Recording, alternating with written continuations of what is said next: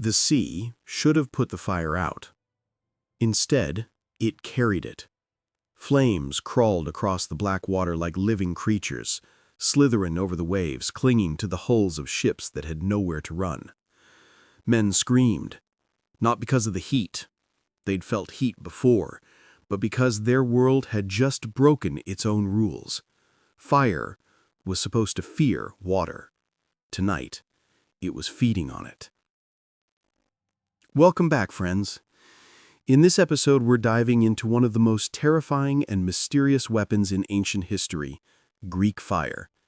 The flame that supposedly burned even on the sea. If you love stories where ancient engineers break the rules of reality and leave modern science scratching its head, you're in the right place. Before we set sail into this inferno, a small favor. If you enjoy these cinematic journeys into forgotten technology, consider subscribing to the channel. It helps this series keep going, and lets me keep dragging you into strange corners of history you didn't know you loved. If, by the end of this story, you feel like this flame burned its way into your curiosity, hit that subscribe button if you liked it. They saw the fire before they saw the ships. Out on the dark horizon, where the sky folded into the water, a faint orange glow trembled and then thickened, like a second sunrise that had forgotten which direction it was supposed to come from. The watchman on the Arab flagship rubbed his eyes once, then again, wondering if he was seeing some trick of moonlight and mist. But it wasn't the moon that flickered like that, and it wasn't mist that glowed. "Captain!" he shouted, voice thin against the wind. "There's light on the water." The captain, hardened by years of sailing and more battles than he could count, stepped up beside him and squinted at the strange glimmer. The fleet was anchored in a proud crescent around the vulnerable mouth of the Bosporus, their ships bobbing gently as if already nodding in approval of the victory everyone assumed was inevitable. Behind them, on the shore, campfires dotted the coastline like stars fallen to earth. Thousands of men slept, confident that Constantinople, the last proud jewel of the Eastern Roman Empire, would eventually starve or surrender. No one expected the empire to bite back. "Lanterns on their walls, perhaps," the captain muttered, "or reflections." But the glow grew larger, brighter, too low and too wide to belong to any fortress lantern. It shimmered on the water, fractured by waves but never fully disappearing. It was as if someone had poured a bowl of molten metal into the sea, and it refused to sink. The night wind shifted. The captain smelled something new.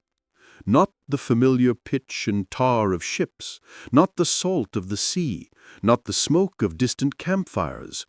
This scent was sharper, unnatural, tinged with oil and something metallic. It caught in the back of the throat, made the lungs feel too small. "Do you smell that?" the watchman whispered. Before the captain could answer, a second light appeared, closer, then a third. The shapes behind them resolved into hulls, dark against the shimmering reflection. Ships, Byzantine ships, cutting silently through the water like shadows, oars dipping in disciplined rhythm. The watchman frowned. "They're coming out to meet us at night." That was the first thing that felt wrong. The second thing was the silence. No war drums, no shouted orders across the waves, no creaking of panicked rigging. The Byzantine ships approached with a calm that bordered on eerie, as if the sea itself had decided that tonight it would hunt. On the lead, Byzantine Dromon, a narrow warship built more for speed than size, a line of men worked in grim coordination. They were not rowing. They were not readying arrows. They were strapping something to the bow, something squat and metallic that gleamed in the flicker of mounted torches. Thick, bronze pipes snaked forward over the prow, ending in a dragon-shaped nozzle whose open mouth pointed hungrily toward the enemy fleet. Behind that nozzle, hidden under a canvas cover, a system of pumps, bellows, and pressurized tanks throbbed with life as men heaved on levers and handles. They were sweating from effort, but also from fear. They knew better than anyone what would happen if this machine failed, if a valve stuck or a hose ruptured. Greek fire did not care about sides. It had no loyalty. It burned what it touched. One of the siphon operators, a middle-aged man named Andronikos, tried to focus on the rhythm, push, pull, rather than on the churning in his stomach. "Keep the pressure steady," shouted the officer above him. "If you choke the flame, you'll spray us instead of them." Andronikos did not answer. The first time he had seen this weapon tested in the harbor, he had gone home and not spoken for an entire day. His wife had touched his face and asked him what was wrong. "It's like watching a demon breathe," he had whispered, "and knowing you're the one pulling its lungs." Now that demon waited, coiled behind the dragon's mouth, eager for release. The Arab captain watched the Byzantine ship drawing closer, its strange protruding prow glinting. What are they doing? Ramming us? At that angle? The watchman swallowed. "Should we ready the archers?" "Yes," the captain said slowly. "Wake the men, now." But the sea, that usually generous ally, was working against him. The anchored ships rocked gently, their crews half asleep, armor scattered on the deck or stacked neatly below. By the time men scrambled from their hammocks and rolled blankets off their shoulders, the first Byzantine ship was already in range. On the Dromon, Andronikos felt the subtle shift as their vessel slowed, turning just enough to present the dragon's mouth squarely toward the enemy hull ahead. He heard the murmurs from the deck, the hurried prayers muttered under breath. He squeezed the pump handles harder. Somewhere inside the sealed copper tanks, a thick, sulphurous liquid sloshed and built pressure, waiting to be born into flame. The officer raised his arm. The torchbearer stepped forward carefully, his own hands shaking as he held the flame close to the dragon's open mouth, but not yet touching. "On my mark," the officer shouted over the wind. "Aim low. We want their hull and their deck." The enemy ship was close enough now that Andronikos could see faces. Confused, half-armored men rushing to stations, archers fumbling with bowstrings. They looked like any other men he had ever seen, tired, hungry, mortal. Somewhere inside him, the smallest part hoped the order would be cancelled. "Mark!" the officer roared. The torch kissed the edge of the nozzle. In that instant, Greek fire met air, and the world changed shape. It did not ignite like a campfire or flare up like spilled oil on the forge. It erupted. A roaring tongue of liquid flame exploded from the dragon's mouth, hurled forward not by gravity but by pressure. A stream of burning substance that arced through the air like a living comet. It hit the enemy ship with a hideous, wet sound. Fire splashed. Where it landed, men ceased to be soldiers and became silhouettes of panic. Flames clung to their tunics, their hair, their skin. They threw themselves into the sea, expecting the cold embrace of water to rescue them. And that was when the screaming truly began. The fire followed them. It spread across the water, around the ship, in bright, vicious blossoms, floating like patches of molten gold. A man surfaced, eyes wild, only to find the ring of flame closing in. He tried to swim through what looked like empty water, but his arm brushed a slick that wasn't visible until it caught. he disappeared beneath a sudden halo of light. On the Dromon, the men operating the siphon could feel the heat on their faces even from this distance. The officer shouted for another burst. The pump handle slammed. A second wash of fire poured forth, engulfing the rigging, racing up ropes, licking at sails. The enemy ship became a lantern on the sea, a monstrous candle with men instead of wax. Back on the Arab flagship, the captain's voice finally found itself. "Cut the anchors!" he screamed. "Move! Move all ships now! Spread out!" But movement meant chaos.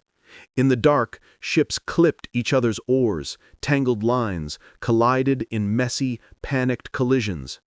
As they tried to pull away from the blazing inferno of the first hit ship, they exposed their flanks to the next incoming Byzantine Dromon, and its dragonhead siphon already glowing at the mouth. The Byzantines had not come to duel. They had come to demonstrate. On the wall of Constantinople, far behind the shroud of sea night and roaring flame, Emperor Constantine IV watched from a tower slit. The wind grabbed at his cloak, snapping it behind him like a banner. Below, in the city, thousands of citizens huddled in anxious prayer, listening to the distant thunder of battle that they could not see, only imagine. "Is it working?" the emperor asked quietly, not taking his eyes from the faint flickers on the horizon. Beside him, an advisor peered through a crude bronze tube, an early attempt at magnification that distorted more than it clarified. Still, there was no mistaking what he saw: bright eruptions, the outlines of burning hulls, the crawling, unnatural light on the water. "Yes, Basileus," the advisor said, voice wavering between awe and fear. "The sea, it burns." For weeks, Constantinople had been a city holding its breath. The Arab fleets had closed the sea routes, and their armies lurked on the opposite shore like wolves outside a fold. Supplies were dwindling. Whispers of surrender and doom slipped through taverns and down palace corridors. And then the alchemist from Heliopolis had arrived, with a formula in his mind and a promise on his tongue. The emperor watched another bright flare on the horizon. He thought of the secret workshops deep beneath the city, where coppersmiths and engineers and grim-faced sailors had worked together in tight, smoky chambers. He thought of the arguments in the throne room, the generals who had called it sorcery, the bishops who had feared it was blasphemy, the treasurers who had paled at the cost. He thought of the promise: "This will save your city, or it will devour us all." Down on the Dromons, Andronicus and his fellow operators continued the brutal rhythm. Pump, pump, release. Each blast seemed to tear a new hole in the night. Enemy ships tried to close the distance now, desperate to ram and board before the next wave of fire could reach them. But every step forward only brought them into range of another Byzantine siphon. The air filled with a strange mixture of sounds: the roar of the flames, the crack of splitting timbers, the frantic beat of oars, and underneath it all, the raw animal screams of men discovering that the rules had changed and they were on the wrong side of the equation. Greek fire did not flicker out when it touched water. If anything, the spray of the sea seemed to break it into smaller, more agile fragments, each flame patch wandering off in search of new victims. The surface of the Bosporus became a nightmarish field of scattered suns, each tiny, each hungry. On one of the burning Arab ships, a young sailor grabbed a bucket instinctively, dipping it into the sea and flinging water onto the encroaching blaze. The bucketful hit the flames, hissed, and then, impossibly, the fire leapt up the falling droplets like a beast climbing a ladder. It spread from the bucket to his hands, then to his chest. He stared at his own arms for a few frozen heartbeats, watching liquid light chew through the fabric of his sleeves. He did not understand. No one did. All his life, water had put out fire. All his life, the sea had been safety.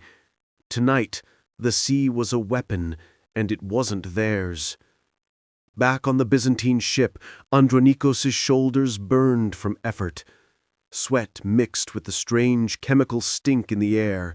He could feel the tremor in his own muscles, the way each pump stroke felt a little heavier than the last. But he did not stop, could not stop. Not while the officer shouted, not while the enemy tried to regroup, not while the sea still held ships that wanted his city dead. A sudden gust of wind shifted, blowing the heat and smoke back toward the drummon. For a moment, the dragon's own breath seemed to roll backward, licking dangerously close to the prow. "Down! Heads down!" the officer yelled, dragging the torchbearer back. Andronikos flinched as a wave slapped the side of the ship, spraying them with salty mist. For a terrifying instant, he imagined the fire catching their own hull, their own sails. He pictured the dragon turning on them, eager to devour its makers. But the wind shifted again, as if the sea itself had decided to let this madness play out. The flames drifted away from the Byzantine hull, back toward the dying enemy ship. "Steady!" the officer barked, more to convince himself than anyone else. "Steady! Again!" Andronikos resumed the rhythm. Pump, pump, breathe. Somewhere under his fear, another feeling began to grow, not pride, not exactly, but a grim understanding. This was not just a weapon. It was a message. To every empire watching the Bosporus, to every fleet that thought numbers alone guaranteed victory, to every enemy that believed Constantinople was already halfway in the grave, the message was simple. We have something you don't understand. Above them all, on the distant city walls, the emperor watched the orange flickers multiply and then slowly begin to thin as enemy ships either fled into the night or vanished beneath it. For centuries afterward, travelers and chroniclers would speak of this night in hushed tones. Some would claim that the Byzantines had harnessed the breath of dragons. Others would whisper that they had captured lightning in a jar, or bargained with demons for the recipe of hellfire. The truth was stranger, and in some ways more terrifying. It was not magic at all. It was chemistry. It was pressure. It was engineering and secrecy and desperation fused into a single act of genius.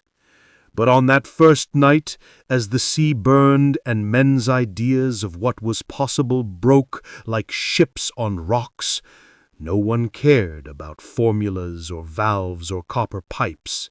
All they knew was that fire no longer obeyed the rules.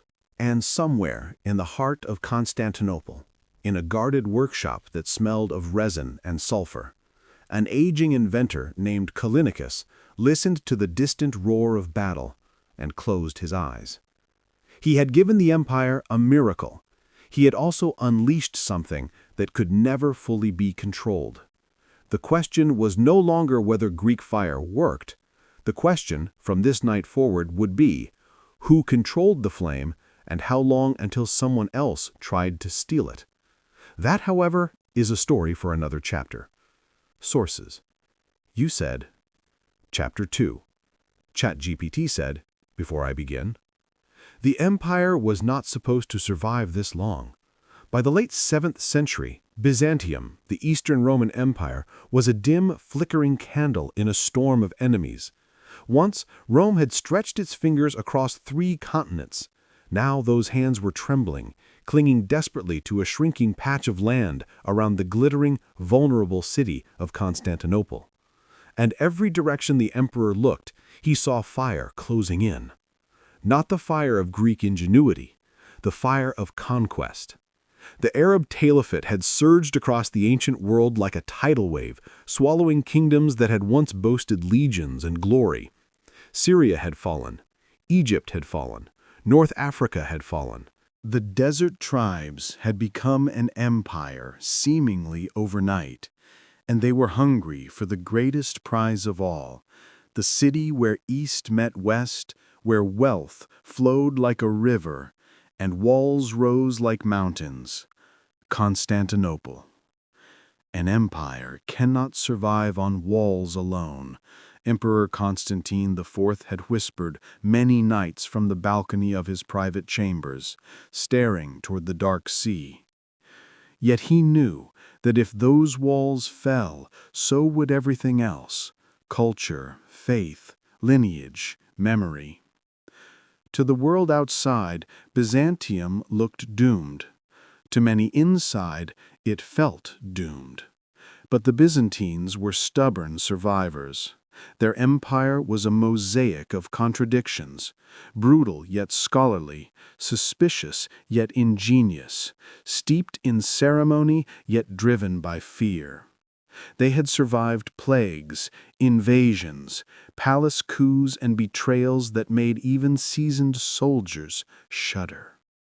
What they had not faced before was this: an enemy fleet and army so vast it erased the horizon.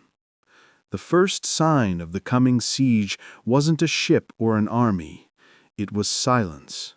Fishermen along the Bosporus coast began returning empty-handed, not because the fish were gone, but because the water no longer belonged to them. They saw dark shapes in the distance, silhouettes of ships whose numbers grew each day like gathering thunderheads. Soon the coastlines emptied. The docks became ghostly. The usual chatter of merchants faded to whispers. Word spread through the city like a haunting wind. The Arabs are coming. Children heard it in hushed conversations. Priests felt it in their prayers. Traders sensed it in the sudden tightening of coin purses. Even the city dogs seemed to bark at shadows more often. At first, the emperor tried to calm the people. The walls have stood for centuries, he reminded them. They will stand for centuries more. But walls, no matter how tall or thick, are meaningless without the will to defend them. And Constantinople's defenders were frightened. In the great palace, candles flickered as imperial advisors bickered over maps strewn across a long marble table. Generals argued over troop placements. Admirals debated sea routes. Bureaucrats muttered about food reserves and grain shortages. The emperor sat at the head of the table, a young man forced to look older, listening to predictions of doom. "Your Majesty, we can hold for a time," said Admiral Sergios, tapping a finger on the Bosporus coastline. "But only a short time. Their fleet outnumbers ours 10-1. "And their land army?" Constantine asked. "Large enough to surround the city," the admiral said grimly. "Large enough to starve us." Silence washed over the chamber. At the far end of the table, an elderly advisor coughed softly and whispered, "Perhaps we should consider terms of surrender." The emperor slammed a fist onto the table, and the sound echoed like thunder. Rome does not surrender. But even as he said it, part of him wondered how much truth remained in those words. Beyond the palace walls, Constantinople teetered between routine and dread. In the markets, vendors continued hawking olives, fish, and fabrics, but eyes kept drifting toward the sea. Mothers tucked children indoors earlier than usual. Monks copied manuscripts with trembling hands. At night, the glow of the city seemed weaker, as if some of its light had already been stolen by the shadow creeping closer across the water. The enemy fleet encircled the sea like a tightening noose. Their ships were fast and numerous, black silhouettes that stood unmoving against the horizon until dusk swallowed them. They did not attack, not yet. They simply watched, waited. It was a strangling sort of patience. One morning, fishermen reported that their boats had been set ablaze overnight. The next day, a merchant caravan arriving from Anatolia found its rear wagons missing, vanished into thin air. Stories spread of scouts who rode out to survey enemy positions and never returned. Fear became the city's most abundant commodity. Inside the imperial barracks, soldiers trained with mounting desperation. The clang of steel echoed down stone corridors. Men shouted drills until their throats were raw. But behind their hardened expressions, doubt lingered. "We're outnumbered," one younger soldier muttered as he strapped on his armor. "We've been outnumbered before," the older veteran beside him replied. "It's what we do best. But this time—" "Yes," the veteran admitted quietly. "This time feels different." And it was different, because Byzantium had never faced an enemy so unified, so determined, so relentless. The Arab commanders believed they were fulfilling divine destiny. Their men marched with fervor. Their fleets were coordinated with precision. This was not a raid. It was an extermination. Everyone in Constantinople understood that. Everyone except the emperor refused to accept it. Late one evening, Constantine IV stood alone atop the northwestern tower of the Theodosian walls. Below him stretched the massive, triple-layered defensive fortifications, stone upon stone upon stone. Walls that had repelled Huns, Slavs, Persians, and Goths. He ran a hand along the cold marble parapet. These walls have always held. But for how long? When he closed his eyes, he could almost hear the whisper of ancient emperors behind him: Valentinian, Theodosius, Constantine the Great. Men who had shaped history, men whose ghosts weighed heavily on his shoulders. A gust of wind carried the distant sound of chanting from the city streets. Priests were leading processions, holding icons aloft, praying for salvation. Torches flickered like fireflies around them. The people sang hymns, voices trembling with hope that bordered on desperation.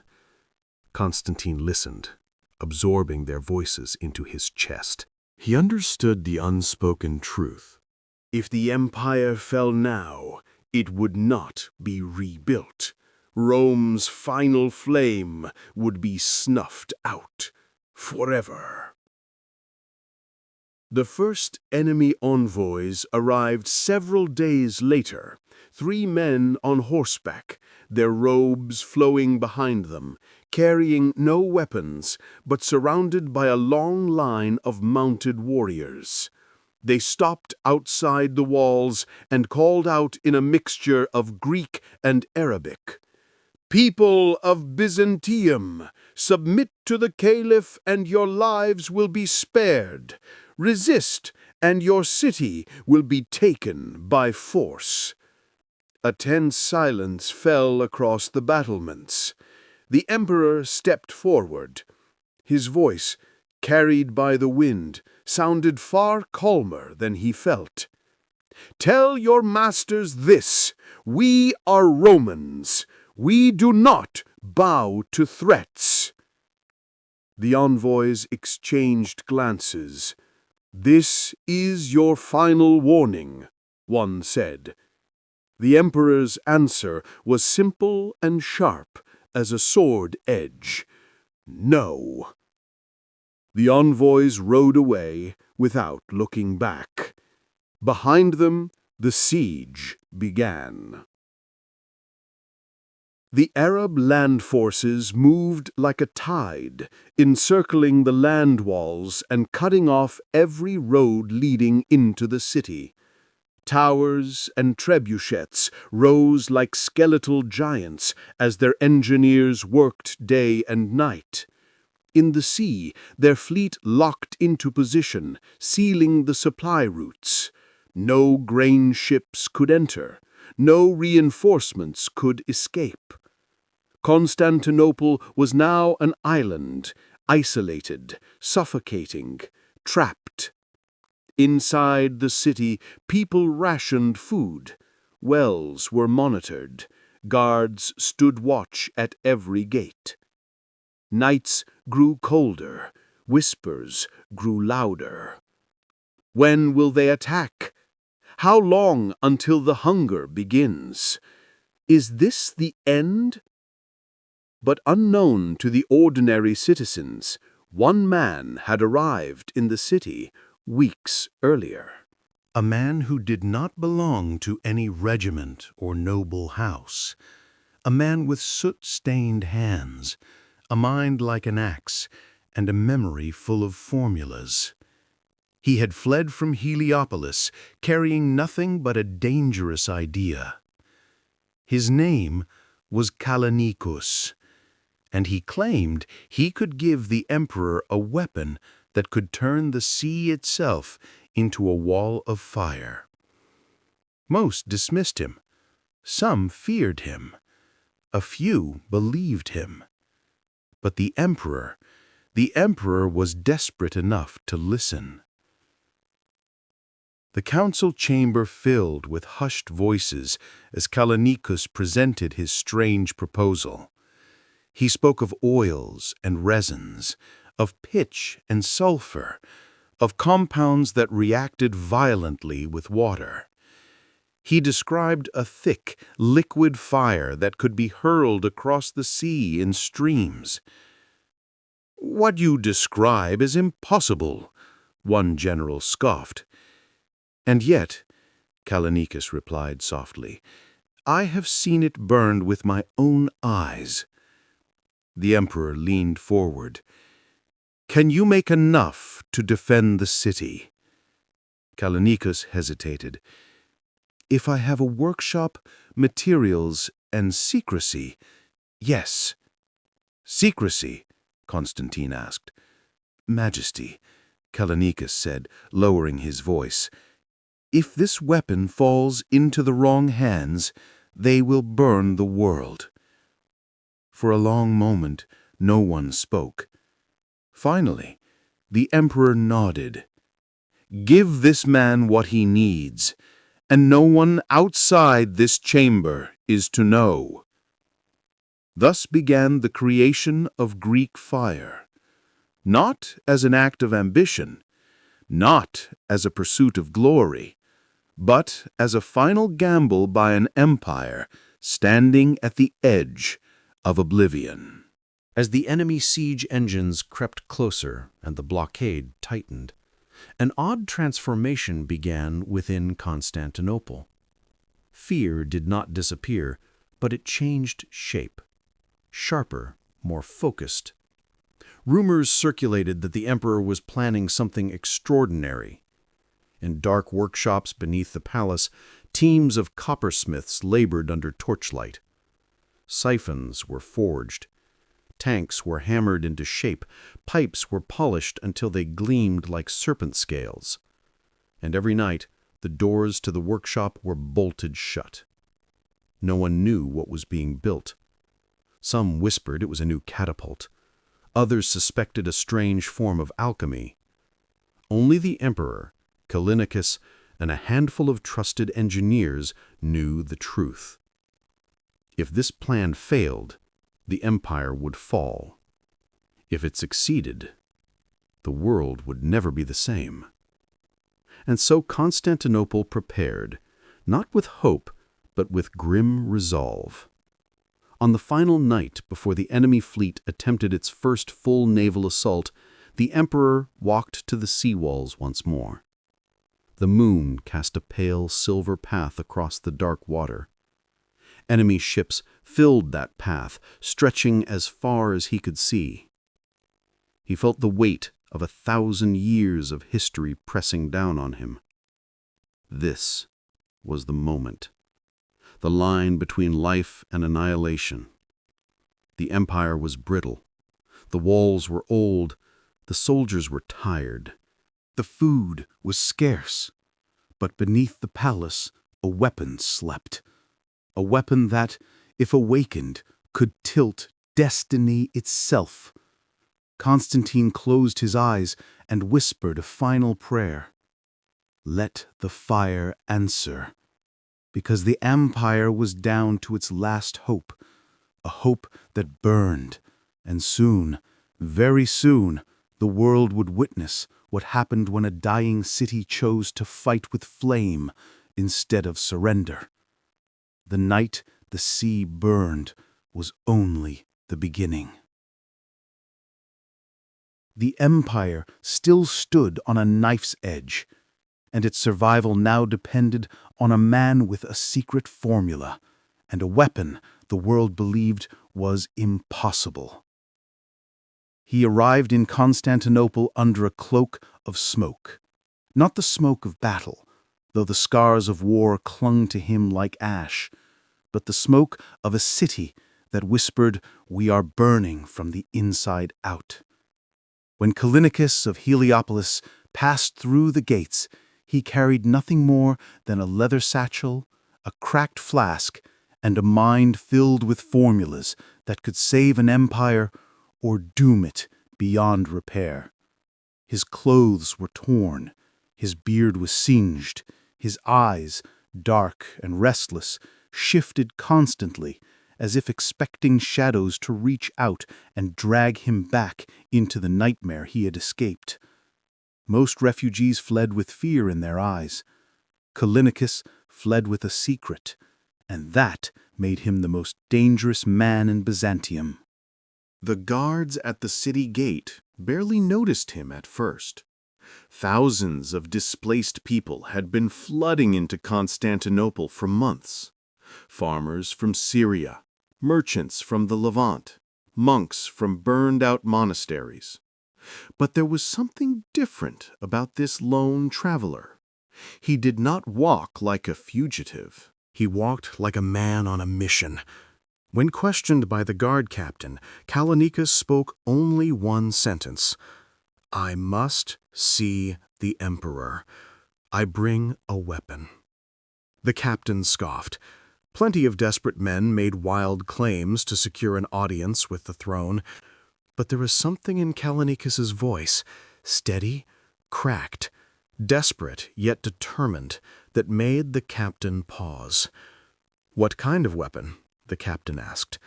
Callinicus leaned in and whispered. The captain's face shifted from annoyance to confusion to unease. He studied the ragged man before him for a long moment. Then, without another word, he summoned 2 soldiers to escort Callinicus to the palace. The captain didn't know what he had just set in motion, but he felt it, like a tremor before an earthquake. The palace officials almost turned him away. Callinicus's hair was tangled, his robes torn, and he smelled faintly of burnt resin and wine. To them, he was just another destitute wanderer. But when they tried to send him toward the refugee camps, he snapped. "You people do not understand. Heliopolis has fallen. My home is ash. My city is gone. But I brought something with me, something the Caliph must never possess." A hush settled over the marble hall. A court advisor cleared his throat.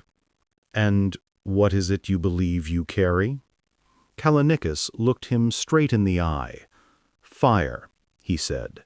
"Fire that obeys no water." The advisor swallowed hard. A meeting was arranged. In a small, torch-lit chamber beneath the great palace, far from watching eyes and curious ears, Callinicus stood before Emperor Constantine IV. The young emperor studied the stranger carefully. He saw exhaustion, yes, but also a razor intelligence that had not yet dulled despite hunger and grief. "You claim to bring me something that could turn the tide of war," Constantine said. Callinicus nodded. "I bring you something greater, a weapon that will terrify your enemies and protect your walls. But it must remain a secret. One slip, and this empire will burn from coast to coast." The emperor leaned forward. "Explain." What followed was not a formula. Callinicus was too cautious for that, but a description. A thick, oily liquid that ignited on contact with air. A mixture of resins, oils, sulfur, and minerals that, once lit, could not be doused with water. A flame so persistent that it clung to wood, flesh, and sea alike. "Impossible," one general muttered. Callinicus's eyes flashed with anger. "I watched it burn the ships of those who destroyed my home. I watched men leap into the sea, only to rise again in flames. I watched the sky glow red while everything I knew turned to blackened ruins. Impossible? I came here precisely because it is possible." Silence filled the room. The emperor spoke softly. "And why bring it to us?" "Because," Callinicus said, "the Caliph wants Constantinople, and he will not stop until your walls are as broken as my city. If we do nothing, Byzantium will fall. But with this weapon, you might yet survive." Might, not will. Even Callinicus could not offer certainty. Callinicus was escorted to a hidden workshop beneath the palace, a place that smelled of iron, oil, and secrecy. Torches flickered along the stone walls. Coppersmiths and engineers waited, unsure whether the stranger before them was a genius or a madman. "Gather me pine resin," Callinicus said. "Lime, petroleum, sulfur, bitumen, enough for experiments." One smith crossed his arms skeptically. "And if this mixture of yours blows us all to Hades?" Callinicus gave a weary smile. "Then we will die trying to save the empire. A noble death, I think." The smith wasn't reassured, but he obeyed. The first attempt nearly killed them. Callinicus mixed oils and resins carefully, muttering under his breath, reciting ratios only he understood. The engineers watched from a safe distance as he heated the mixture over a small brazier. When the first bubble rose, the liquid spat violently, sending droplets sizzling across the stone floor. "Back!" Callinicus snapped. The mixture hissed, darkened, thickened. The smell was sharp, foul, almost metallic. It clung to the nostrils, coating them in a slick, unpleasant film. Then Callinicus dipped a small iron rod into the mixture, lifted it, and touched it to a torch. For a moment, the flame danced. Then it roared. A thick, sticky flame wrapped itself around the rod, dripping and sizzling like molten wax. An engineer threw a bucket of water on it. The flame expanded. Shouts filled the workshop as men scrambled away from the spreading fire. Callinicus seized a metal lid and smothered the container, cutting off the air supply. When the fire finally died, the room reeked of burned resin. One engineer crossed himself. That was unholy." Callinicus shook his head. "Not unholy, unprecedented." He looked at the emperor's steward. "Bring me stronger vessels and a pump. We're just getting started." For weeks, Callinicus and his small team labored in secrecy. Night after night, he refined the mixture, thicker, more stable, more potent. He developed a heating method to keep the liquid fluid enough to spray. He designed copper tanks to hold the pressure. He built valves that could unleash the fire in controlled bursts. He created something new in the world, a flamethrower. Not a metaphorical one, a real one, a machine of bronze and brass with a dragon-mouthed nozzle meant to spew fire across the sea. The first successful test happened at dawn. A small unmanned raft was pushed out into the harbor. Callinicus adjusted the siphon, signaled to the pump crew, and nodded. The flame shot out in a thick, gleaming arc. It hit the raft with a sound like a thunderclap. The wood ignited instantly. Within seconds, the raft was nothing but a floating inferno. When the fire finally burned itself out, the water beneath it still boiled. The engineers stared at Callinicus with a mix of respect and fear. "By the saints," one whispered, "you've made fire swim." Callinicus closed his eyes. He remembered the night his own city burned. He had sworn never to let that happen again. And yet here he was, building the very thing he feared. For a moment, guilt flashed across his face. Then he hardened himself. "No," he murmured. "I have made fire. Choose sides." But secrecy comes at a price. Every day Callinicus worked. Spies crept through Constantinople, agents of the Caliph, traitors, thieves, whisper collectors who traded rumors like gold. Word spread. A strange weapon is being forged beneath the palace. Enemy eyes watched the harbor. Enemy ears lingered near taverns. Enemy hands tried to sneak past palace guards.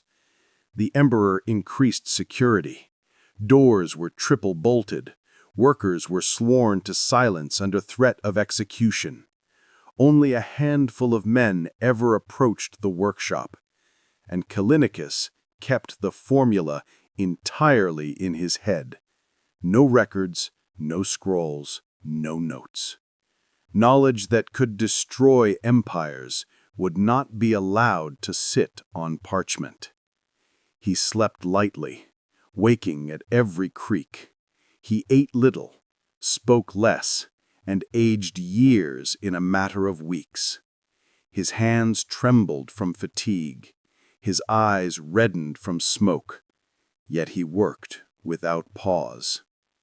Because the siege was tightening, because the fleet outside the walls grew larger each night, because time was running out. One evening, as Callinicus leaned over a copper pump, making final adjustments, the emperor stepped into the workshop. The alchemist didn't bow. He barely looked up. "You push yourself too hard," Constantine said. "There is no other way," Callinicus replied, tightening a bolt. "Your enemies prepare to choke this city. I am preparing to burn the noose." Constantine studied the machine. A strange mix of admiration and dread washed over him. "When we use this," the emperor said quietly, "men will die in ways no one has seen before." Callinicus stopped working and looked at him. His voice was soft, but it carried the weight of every tragedy he had survived. "Majesty, men are dying already. The only question is whether they die screaming outside your walls or surviving behind them." The emperor closed his eyes. He knew Callinicus was right. He hated that Callinicus was right. "So," Constantine asked, "is it ready?"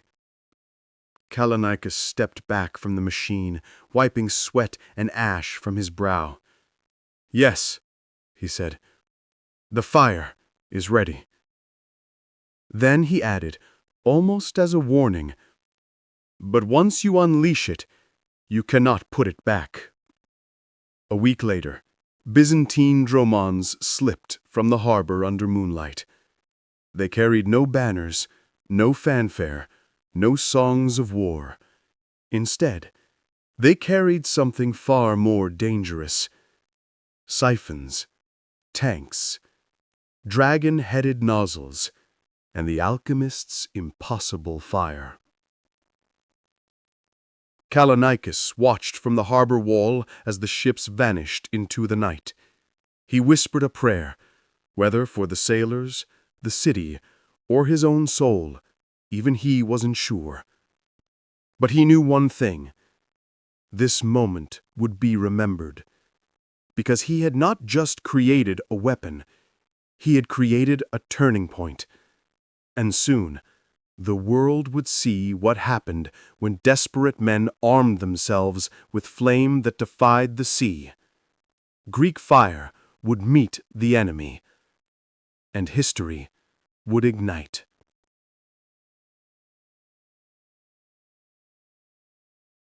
The workshop felt like a beast's stomach, hot, cramped, and always on the verge of erupting. Torches hissed along the stone walls, their flames dancing restlessly, as though aware that somewhere in this room a different kind of fire was waiting to be born. The air was thick with the scent of resin, lime, sulfur, and oil, ingredients that on their own were harmless enough. But mixed the way Callinicus mixed them, they became something else entirely. Something barely contained, something hungry. It had taken weeks of sleepless nights, countless failures, and more than one brush with disaster for Callinicus and his small team to create a substance that could cling to anything it touched, a liquid flame that could survive on the surface of the sea, a weapon that defied every law men believed fire obeyed. Now came the part Callinicus dreaded most: testing it. Because experiments in the workshop were one thing, but Greek fire in the real world, that was another matter entirely. The first controlled trial took place on a narrow stone canal beneath the palace, a forgotten drainage passage that had long ago dried up. It was damp, dark, and far removed from the bustling city above. The perfect place, the emperor had said, to test a weapon that might incinerate half a street if handled carelessly. Callinicus stood at the edge of the canal, watching workers lower a clay amphora filled with his newest mixture. He clenched his jaw. Even sealed, the stuff seemed to pulse with an unnatural heat. "Be careful," Callinicus warned. "If that jar cracks, we'll be vaporized." Yes, you've told us," muttered one of the engineers, trying to hide his nerves. The amphora landed at the bottom with a dull thud. Callinicus exhaled. The emperor's chief engineer, Phocas, approached with the torch that would ignite the mixture.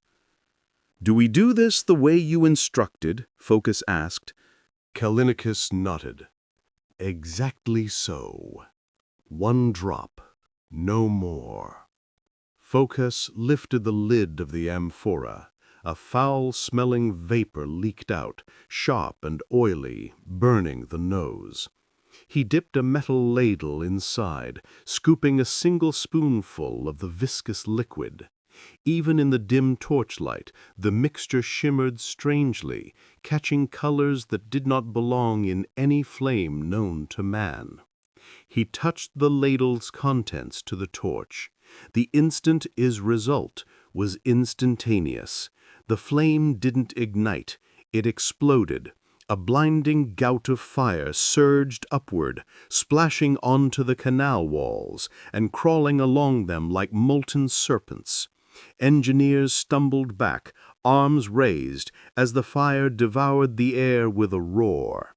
Phocas screamed, "Water! Bring water!" A bucket was thrown, the water struck the flame, and the fire grew. The flames stretched outward in a violent arc, as if the water had not weakened them, but fed them. The canal became a raging inferno, its heat distorting the air, its light painting monstrous shadows on the walls. One engineer dropped to his knees, whispering a prayer. Another backed away until he hit the far wall. Phocas, wide-eyed, stared at the impossible scene. This is unnatural. Callinicus, breathing hard, stepped forward, not back. It's not unnatural, he said. It's simply not what you're used to. You see fire and water as enemies, but in the right combination, water becomes a messenger. It spreads what it cannot kill. Phocas stared at him. This thing you've made, it doesn't want to die. Callinicus swallowed. No, he said quietly. It doesn't. The next test nearly killed them all. After the canal experiment, the emperor demanded a larger open-air trial. He needed proof that Greek fire could be controlled, not just unleashed. So Callinicus led his team to the palace harbor, where an abandoned wooden barge bobbed quietly in the early dawn light. The engineers loaded a siphon onto the test vessel, an unwieldy bronze pump with a dragon-headed nozzle. The sailors assigned to operate it looked pale. "Master Callinicus," one said nervously, "if this contraption bursts—" "It won't burst," Callinicus said. "A lie, or perhaps a prayer." They rowed the small test ship out into the harbor, while the emperor and his generals watched from the seawall above.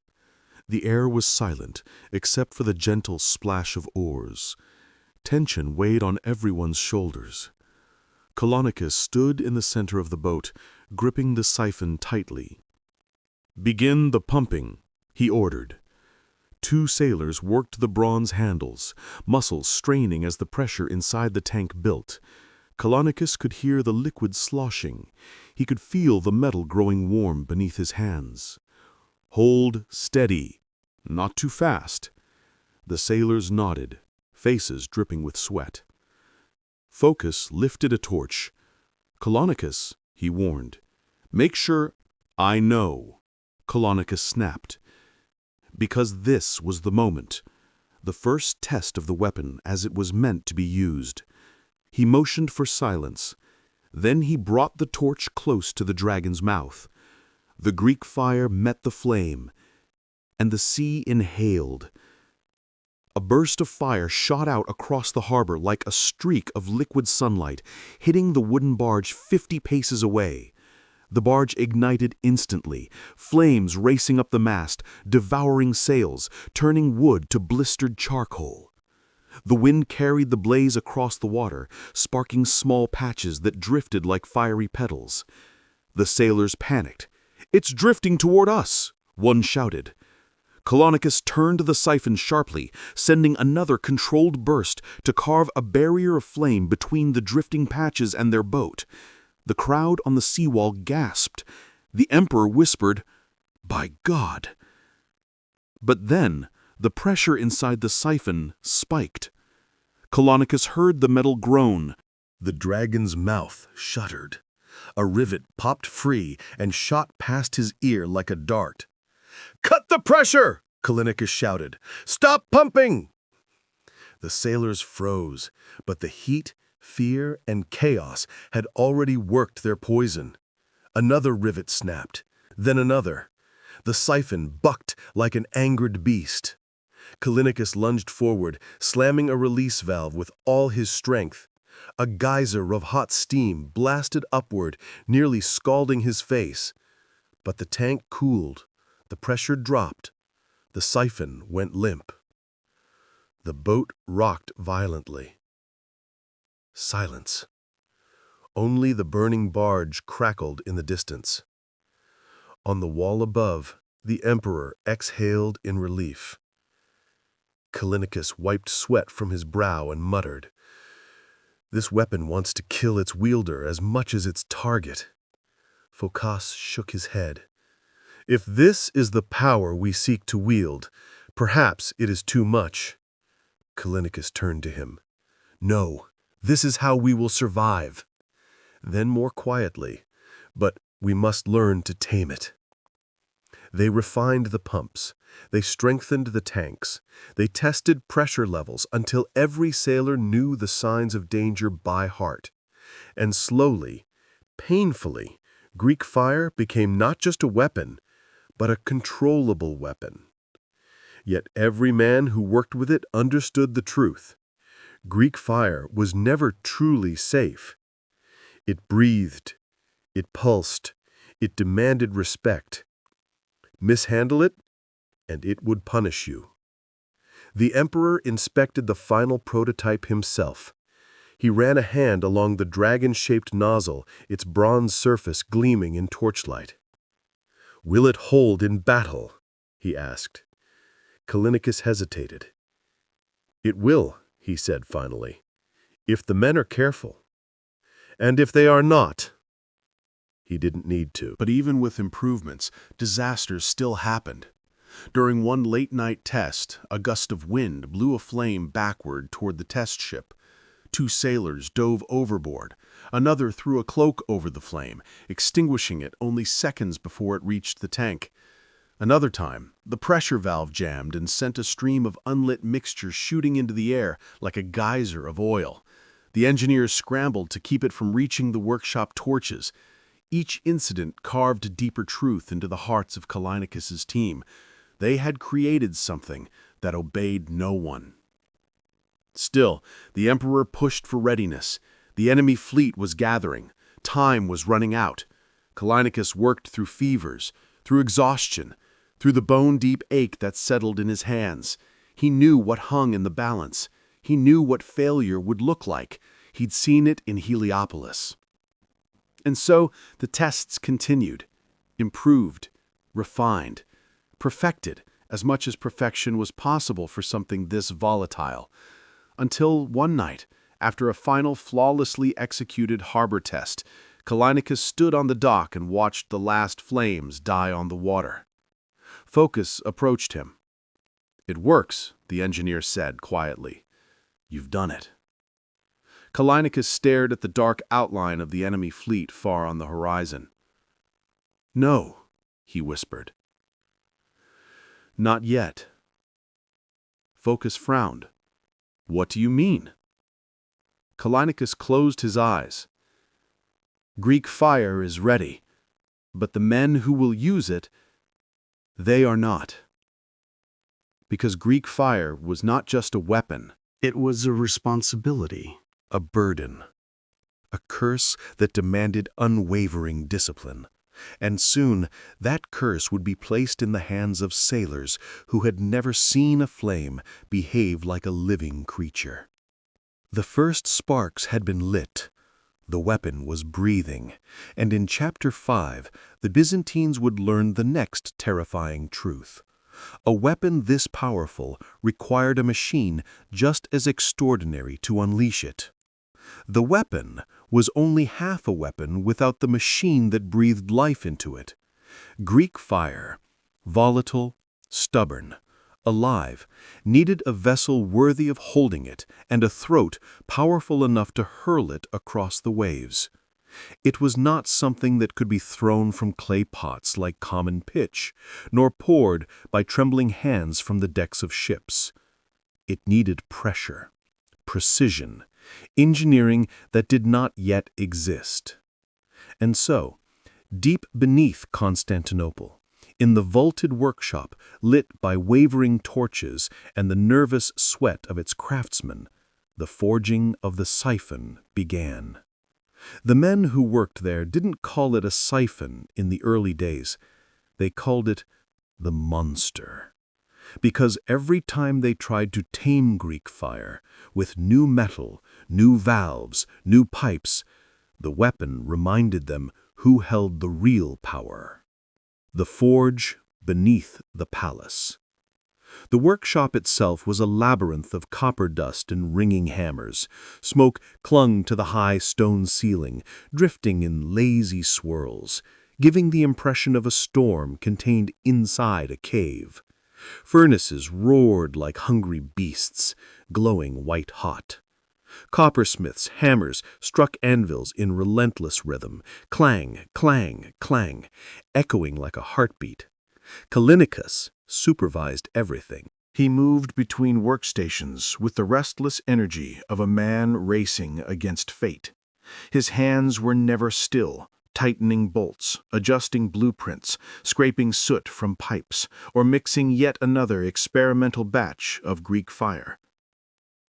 Again, Callinicus snapped at a pair of metalworkers struggling to fit a curved copper pipe into the casing. "But it doesn't fit," the younger smith protested. "It buckles inward under its own weight." Callinicus knelt beside the piece, ran his fingers along the seam, and frowned. "Because you're shaping it like a pipe," he said. "Shape it like a throttled throat." A throat?" the smith repeated. Callinicus stood and mimed a dragon's snout. "Air pushes from here. Flame exits here. The curve must guide pressure, not fight it." Focus, the chief engineer, nodded in understanding. "A creature does not breathe in a straight line." "Exactly," Callinicus said. And so the siphon began to resemble something more organic than mechanical, a bronze serpent ready to spit fire. The pressure problem. Creating a nozzle shaped like a dragon's head was easy enough. What came next was not. To propel Greek fire across the sea, the Byzantines needed pressure far greater than anything used in conventional pumps. Bellows, the kind used by blacksmiths, were too weak. Hand-operated water pumps couldn't survive the heat or viscosity of the mixture. So Callinicus designed a dual-chamber pressure system. One chamber heated the fire mixture to keep it liquid, while the other chamber compressed it using a pump and valve mechanism. That was the theory. In practice, it almost killed them. During one test, the pressure chamber burst like a ruptured lung, sending shards of metal flying through the workshop. One shard embedded itself in a wooden beam inches from Callinicus's head. Phocus rushed forward.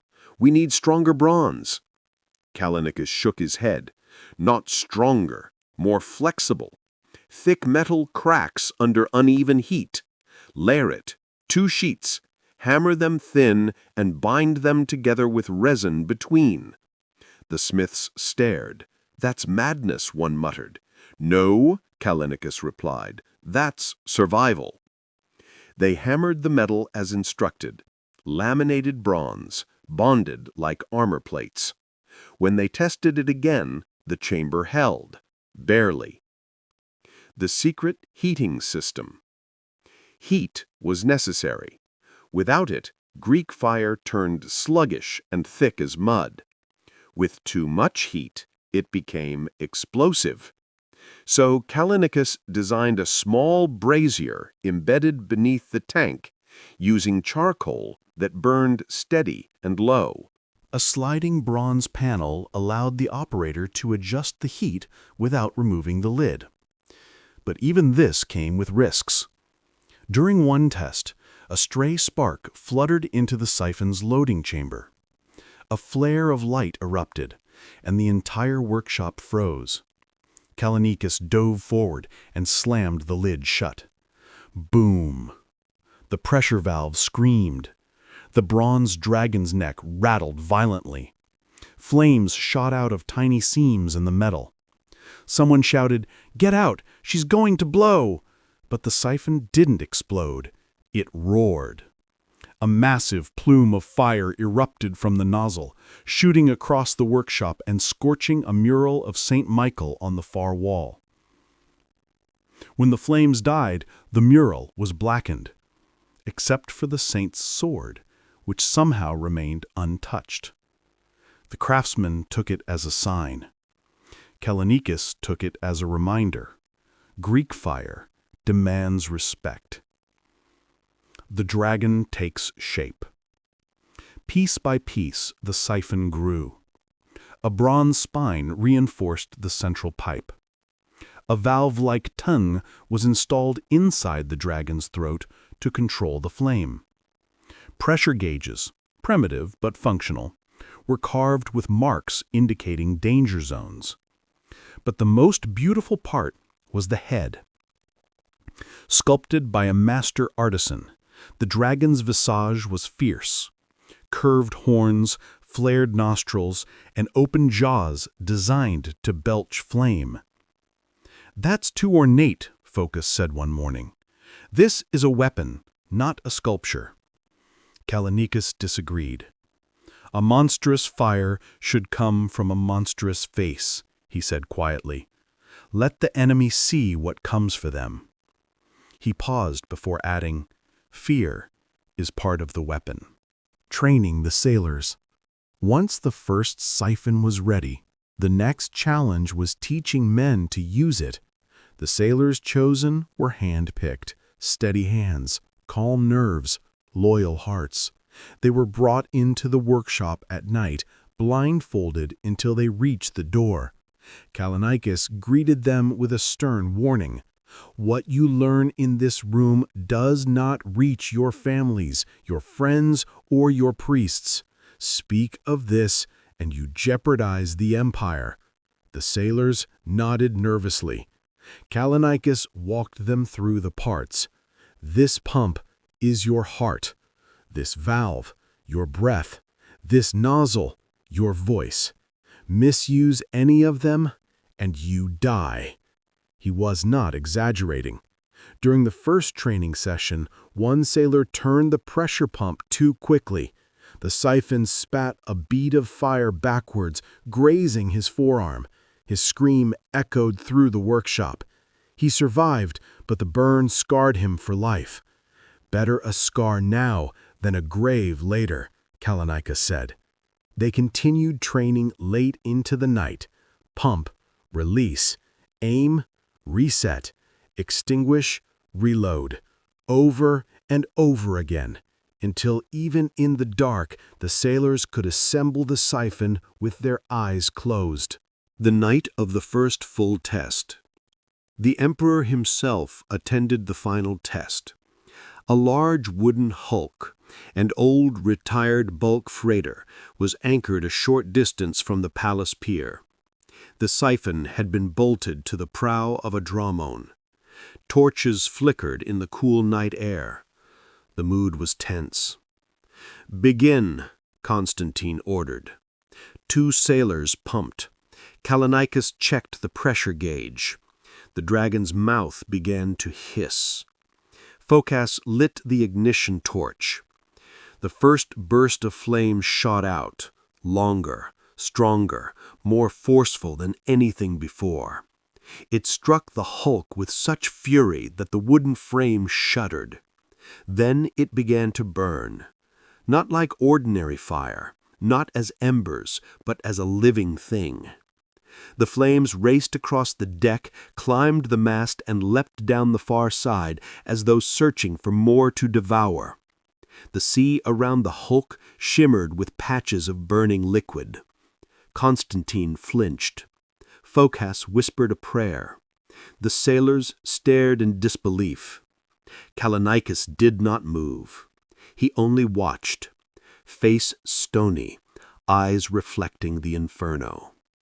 When the flames finally died, nothing remained of the hulk but a charred skeleton. The emperor turned to Callinicus. "This," he whispered, "will save my empire." Callinicus bowed his head.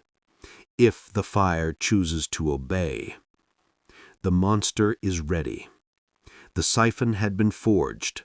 Greek fire had been contained, barely. The sailors were trained. The emperor was convinced. The weapon was ready for war. But Callinicus knew the truth. Greek fire was not truly theirs. Not yet. Not ever completely. It was a force they could guide, but never fully master. A monster they could unleash, but never chain. And soon, the monster would be tested not against wooden hulks in a harbor, but against living enemies across the waves, men who did not know yet that the sea itself could burn. Not ever completely. It was a force they could guide, but never fully master. A monster they could unleash, but never chain. And soon the monster would be tested not against wooden hulks in a harbor, but against living enemies across the waves. Men who did not know yet that the sea itself could burn. At dawn, when the sky was still a pale bruise and the waters of the Golden Horn reflected the first strokes of sunlight, the Byzantine fleet gathered in tense formation. Dozens of dromons floated silently, their black sails furled, their crews whispering nervously across the decks. Something strange, something dangerous was about to happen, and every sailor knew it. For today was not a battle. Today was worse. Today was the first true sea trial of Greek fire. No more testing in sheltered canals, no more experiments against wooden hulks tied neatly to docks, no more controlled burns in the palace harbor. This time, the weapon would meet the wind, the waves, and the unpredictable chaos of the open sea. Callinicus stood on the prow of the lead dromon, his cloak snapping in the brisk morning wind. Shadows clung to his face, carved by nights of sleepless labor and the weight of responsibility. Around him, the hand-picked siphon crew adjusted straps, checked pressure valves, and murmured prayers they didn't want him to hear. "You look nervous," said Phoukas, stepping beside Callinicus. Callinicus didn't deny it. "I am," he said quietly. "This is where we find out whether we control the fire or the fire controls us." Phoukas swallowed. The men are terrified. They should be. Setting the stage. The emperor watched from a warship anchored farther out, surrounded by his advisors and bodyguards. He insisted on witnessing the trials personally, though Phoukas privately thought this was madness. If the siphon malfunctioned, if a spark flew the wrong way, if the pressure chamber burst, an emperor could be turned to ash as quickly as anyone. But Constantine IV refused to hide behind palace walls.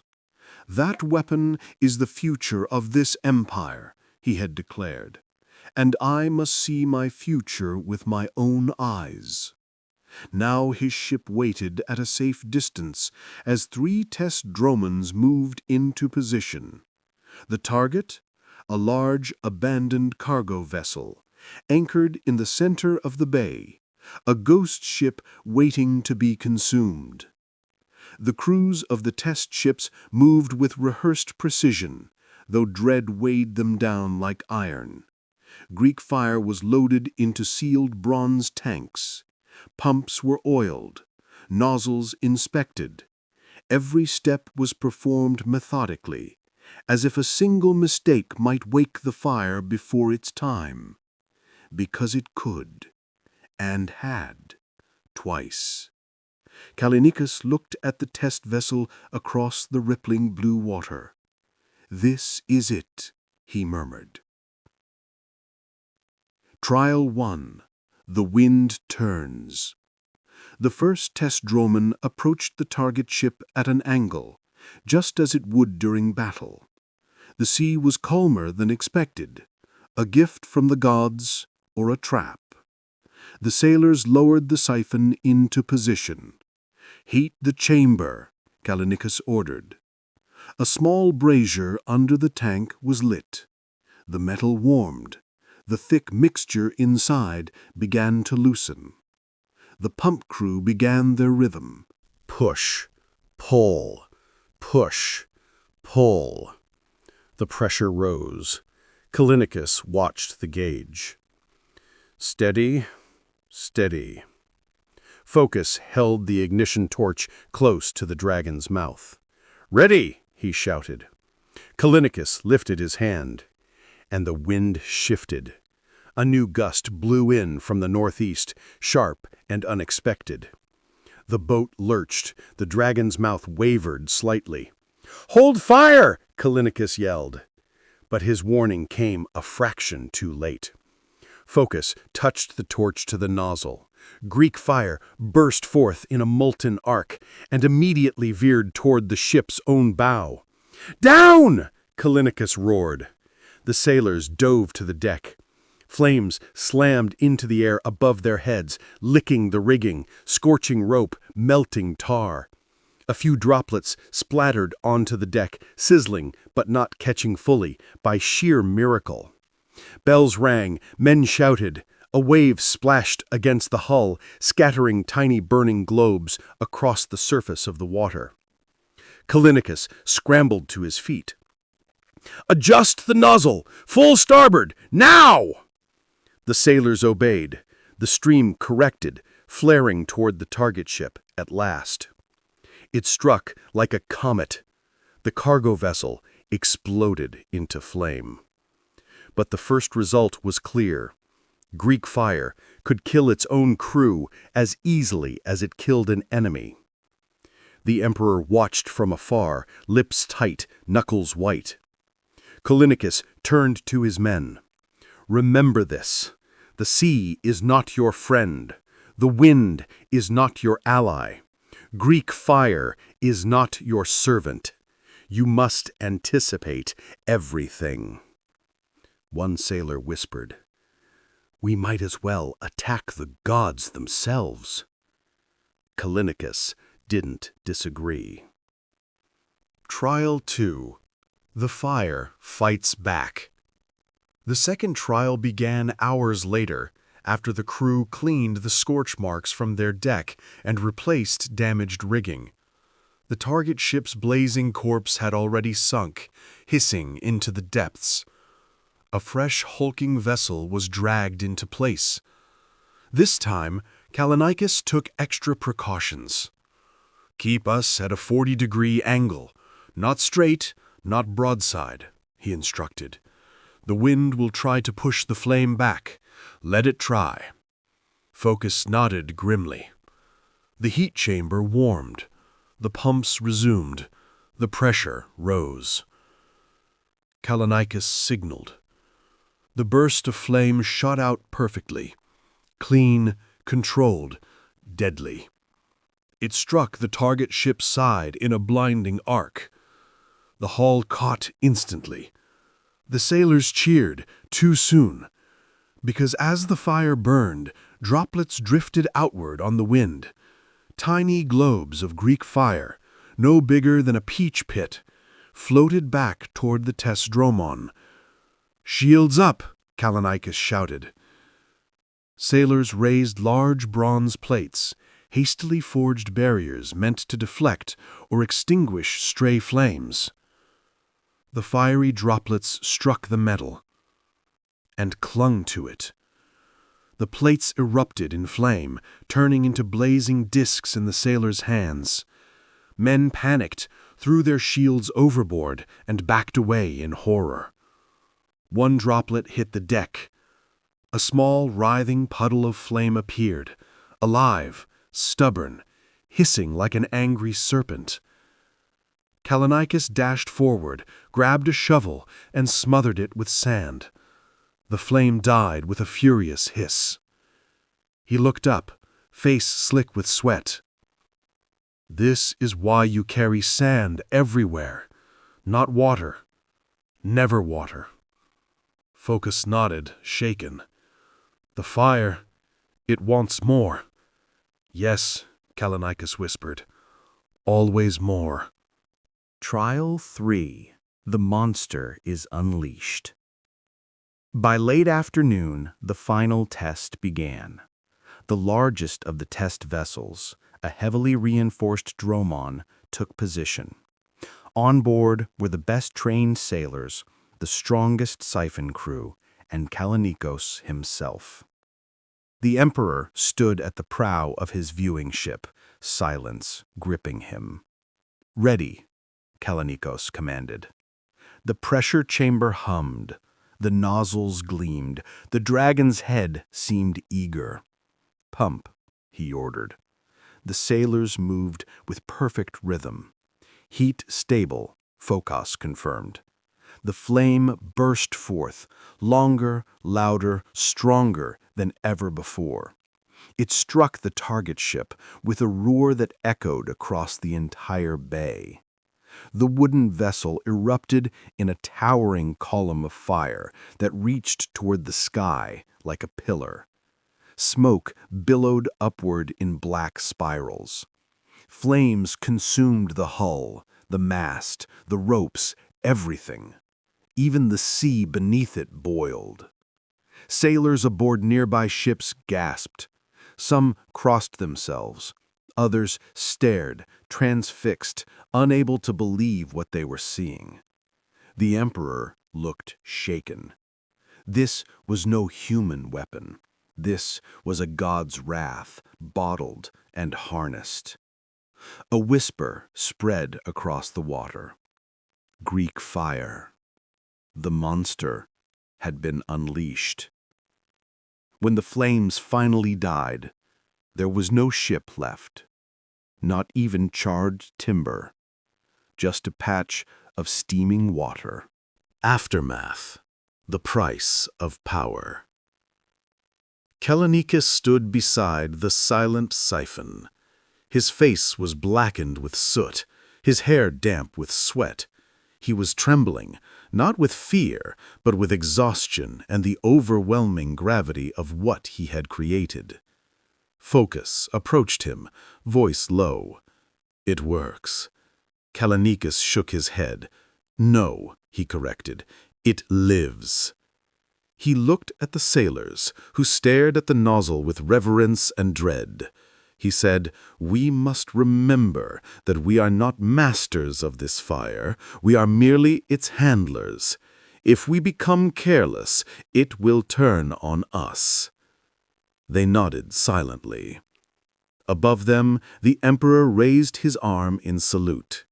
The test had been successful, but at what cost?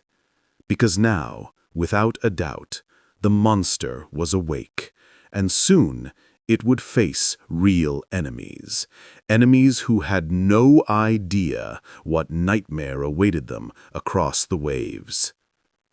Dawn broke over the Sea of Marmara in a smear of gray and gold, the kind of uncertain light that made the horizon seem like a blade's edge.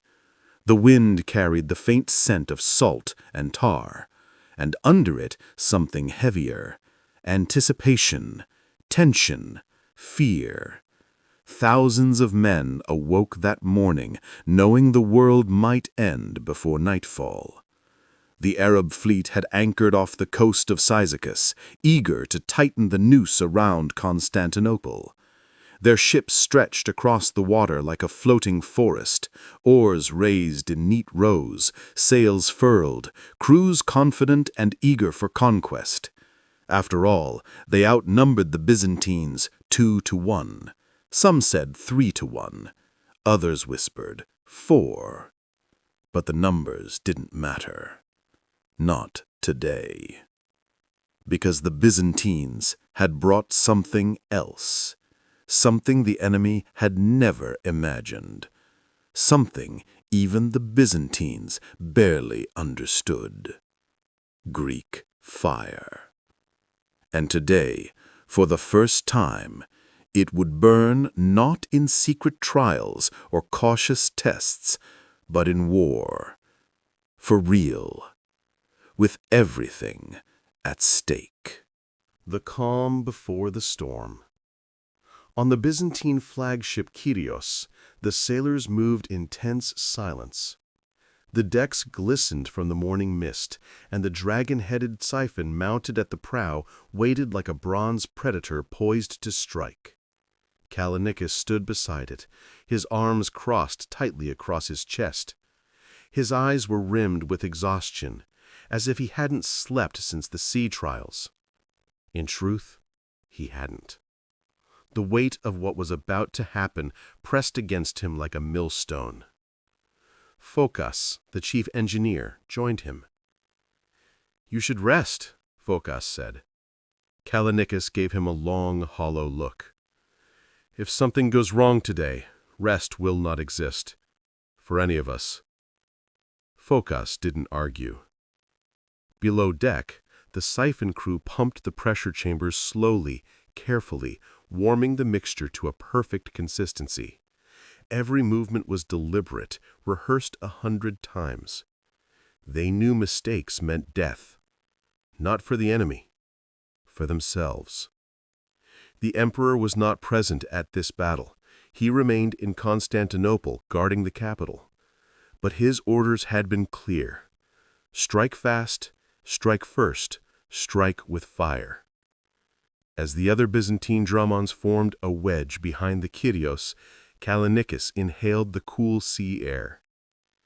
If we survive, this will be remembered. But he did not yet know how. The Arab commanders prepare. On the opposite side of the strait, the Arab fleet stirred. Their ships were sleek and numerous, their sailors hardened by years of Mediterranean warfare. On the deck of the flagship, Admiral Suleiman al-Malik looked through a bronze tube toward the approaching Byzantine formation and smiled. 3 dozen ships, he scoffed. They must have gone mad with hunger. His sub-commanders laughed. They knew the Byzantines were desperate, clinging to scraps of their former empire. "Let them come," Suleiman said, raising his sword. "We will crush them and take the city within a month." He meant it. And why wouldn't he? He had never fought an enemy carrying dragons in their prows. The battle begins. The Byzantines advanced in an eerie silence. No war cries, no drums, no trumpet calls. Only the steady splash of oars. This silence unsettled the Arab sailors. Battles were supposed to begin with noise, shouting, chanting, the clash of steel. This felt like a funeral procession. Then the wind shifted. A perfect wind.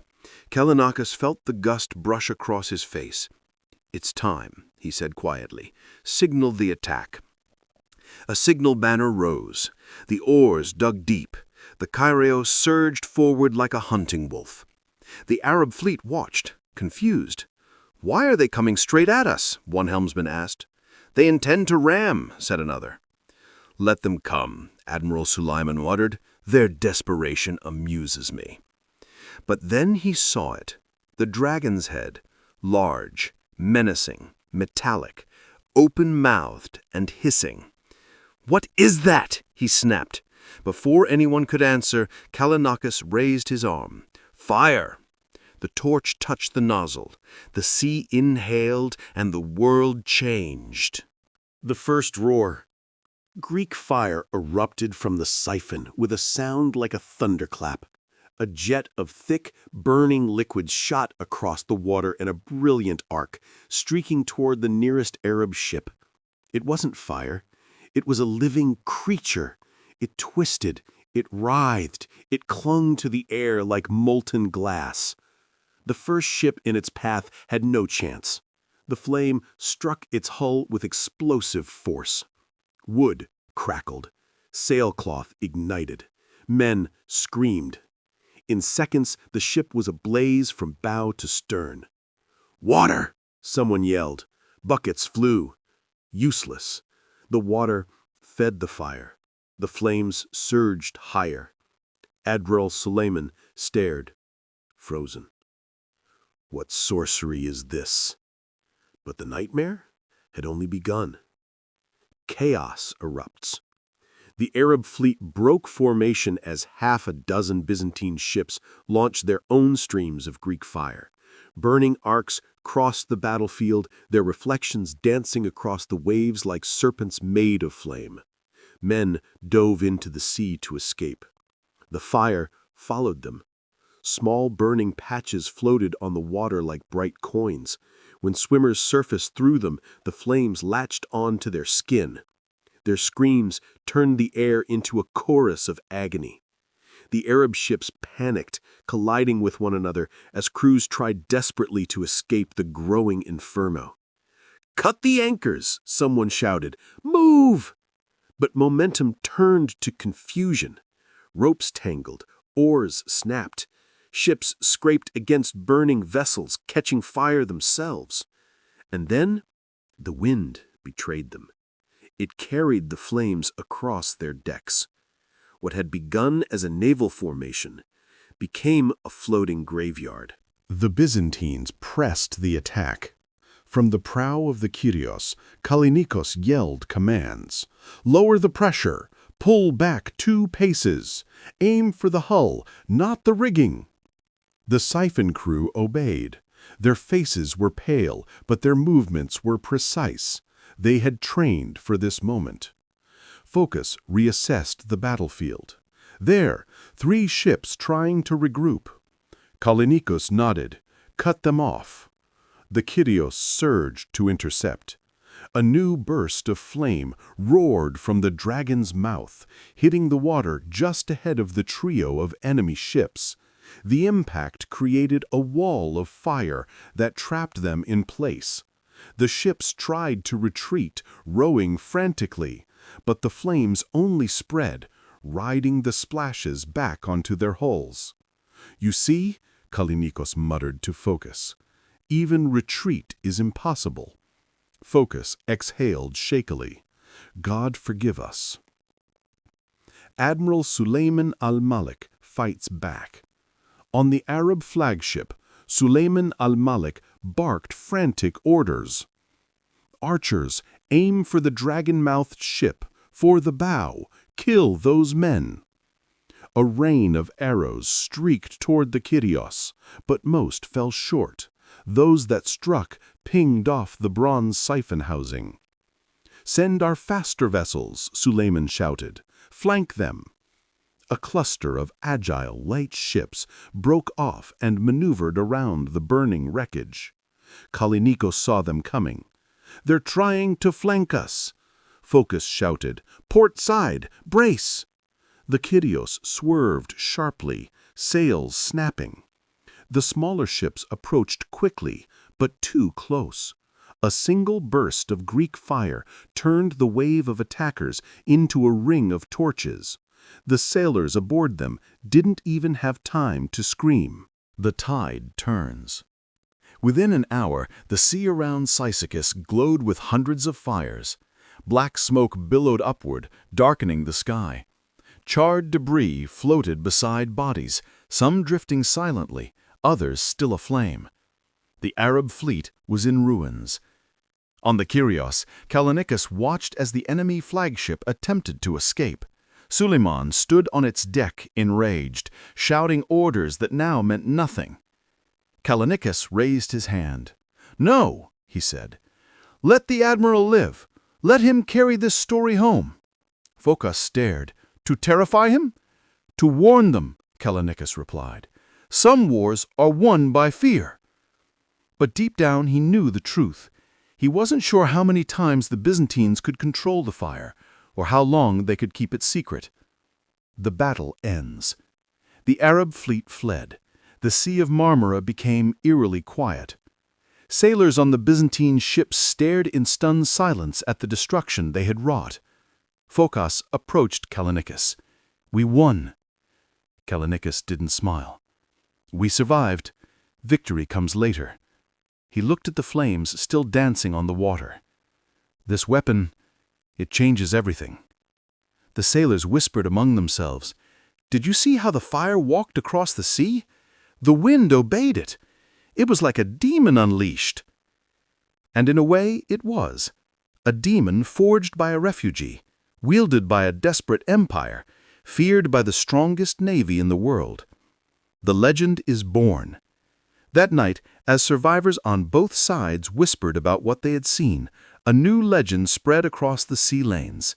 The Byzantines have tamed fire, fire that cannot be drowned. Fire that devours the sea itself. And the name carried, from ship to shore, from soldier to merchant, from enemy to ally. For the first time, the world understood. The empire was not dying. It was awakening, and the flame that now protected Constantinople would become one of the most feared weapons in history. The great victory at Cyzicus should have brought celebration, parades through the Augusteion, songs echoing through the Hippodrome, priests lifting hymns of thanksgiving. But instead, Constantinople grew quieter. Victory had not made the empire feel safer, it had made it feel hunted. Greek fire had changed everything. Too fast, too violently, too publicly. Word spread like wildfire, carried by fleeing sailors, terrified spies, wandering merchants, and the whispering tongues of every port in the Mediterranean. The Byzantines command living flame. They use fire that dances on water. They have dragons in their ships. And in every corner of the Arab world, commanders, caliphs, and scholars wanted the same thing: the secret, Byzantium's miracle weapon, the formula that could burn empires. And so, long before the next battle was fought, a different kind of war began, a silent, hidden war of shadows and secrets, of assassins and spies, of stolen scrolls and whispered lies. Callinicus of Heliopolis suddenly found himself not only an inventor, but a target. Rumors in the smoke. It began subtly. A foreign merchant lingered too long near the palace docks. A monk traveling from Antioch asked too many questions about naval drills. A servant in the palace kitchens was caught slipping toward the lower cellars where the workshop lay. Then came the first corpse. He was found at dawn, floating near the Bucolian harbor wall.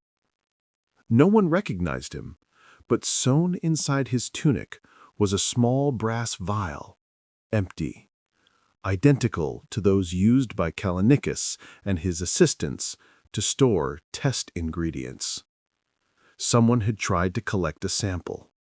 Someone had failed, and someone had paid the price. The emperor summoned Callinicus and Phocas. "We have enemies inside the city," Constantine said, "more than we imagined." Callinicus did not flinch. This weapon was always going to attract shadows. "Then we must become shadows ourselves," the emperor replied. He ordered the formation of a new cadre of guards, men loyal to the throne, trained to walk silently, to watch without being seen. Their sole duty? Protect the secret of Greek fire. The workshop becomes a fortress. The forge beneath the palace was sealed behind triple-locked gates. Access required not just a key, but a written order signed by the emperor and a seal only Callinicus possessed. Guards patrolled the corridors in pairs. No one entered alone. Inside the workshop, secrecy became obsession. Ingredients arrived in sealed jars. Mixtures were made behind curtain partitions. Scribes who attempted to sketch diagrams were forbidden from ink. No formulas were written, ever. Callinicus kept the recipe entirely in his mind. Not even Phocas, his closest collaborator, knew more than fragments. Knowledge, Callinicus told the emperor, must be divided. A secret shared is a secret lost. Constantine agreed, grimly. But the danger grew anyway. The first attempt. One night, when the moon was thin and pale, a hooded figure crept through the palace courtyard. He moved like a shadow, gliding past torchlight, slipping between marble columns. He carried a vial of black liquid and a dagger with a curved blade. An assassin. He descended a staircase toward the lower workshop. A guard turned. The assassin moved. Steel flashed. The guard fell. The assassin stepped over the body, breathing steadily, moving with trained precision. But the palace guards were not fools. They had been expecting this. Two more emerged from an alcove, clubs raised.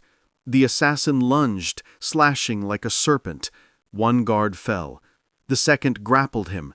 They struggled, rolling down the stairs. The dagger slipped. The assassin slammed into the stone wall, hard. A crack, a groan, then stillness. The guard stood over him, panting, blood dripping down his arm. When the body was searched, they found a note written in Arabic. "Bring us the fire that lives on the sea." The emperor's face darkened when he read it. "This is only the beginning," he said. He was right. Whispers in the tavern. That same week, far from the palace, the smoky taverns of the city became breeding grounds for rumor. At the Golden Minnow Tavern, a group of sailors sat hunched over mugs of watered wine. "You saw it, didn't you?" one whispered. "The flame? The dragon's breath?" Another nodded. "Burned ships like they were paper. Water didn't stop it." A hooded man in the corner listened closely. "Does anyone know how it works?" he asked casually. The sailors shook their heads, but one, young, drunk, careless, slurred, "My cousin works near the palace forge. Says it's oil mixed with—" The hooded man leaned in. A heavy hand slammed down on the sailor's shoulder. A palace guard. "That's enough talk," the guard said. The hooded man slipped out the back door before anyone noticed. But word had been confirmed. There was a formula, and it could be stolen. The merchant from Damascus. Weeks later, a wealthy Syrian trader appeared in the city, carrying exotic spices, fine silks, and a purse full of gold. He sought out a blacksmith from the workshop.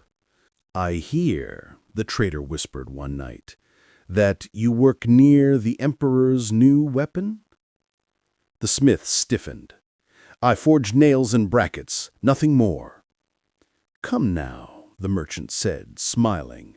"A man of your skill is wasted on nails. Tell me how the flame is made. Just the ingredients, nothing more." He produced a gold coin. The smith refused. Another coin. The smith's hand trembled. A third coin. The smith swallowed. "I cannot," he whispered. "They would kill me." The merchant leaned closer. "What if you never returned to the palace again? What if you vanished across the sea with enough gold to live like a lord?" The smith's breath quickened, but before he could answer, a voice behind them spoke, "He won't be going anywhere." Two palace guards stepped into the alley. The merchant reached for a dagger. He didn't get far. The guards dragged both men to the emperor's dungeons for questioning. The smith survived and was pardoned. The merchant did not. Division of knowledge. After this incident, Callinicus made a radical request to the emperor. "No single man must ever know every ingredient," he said. Constantine considered this. "Explain." Callinicus stepped forward and unrolled a diagram, not a formula, but a map of secrecy.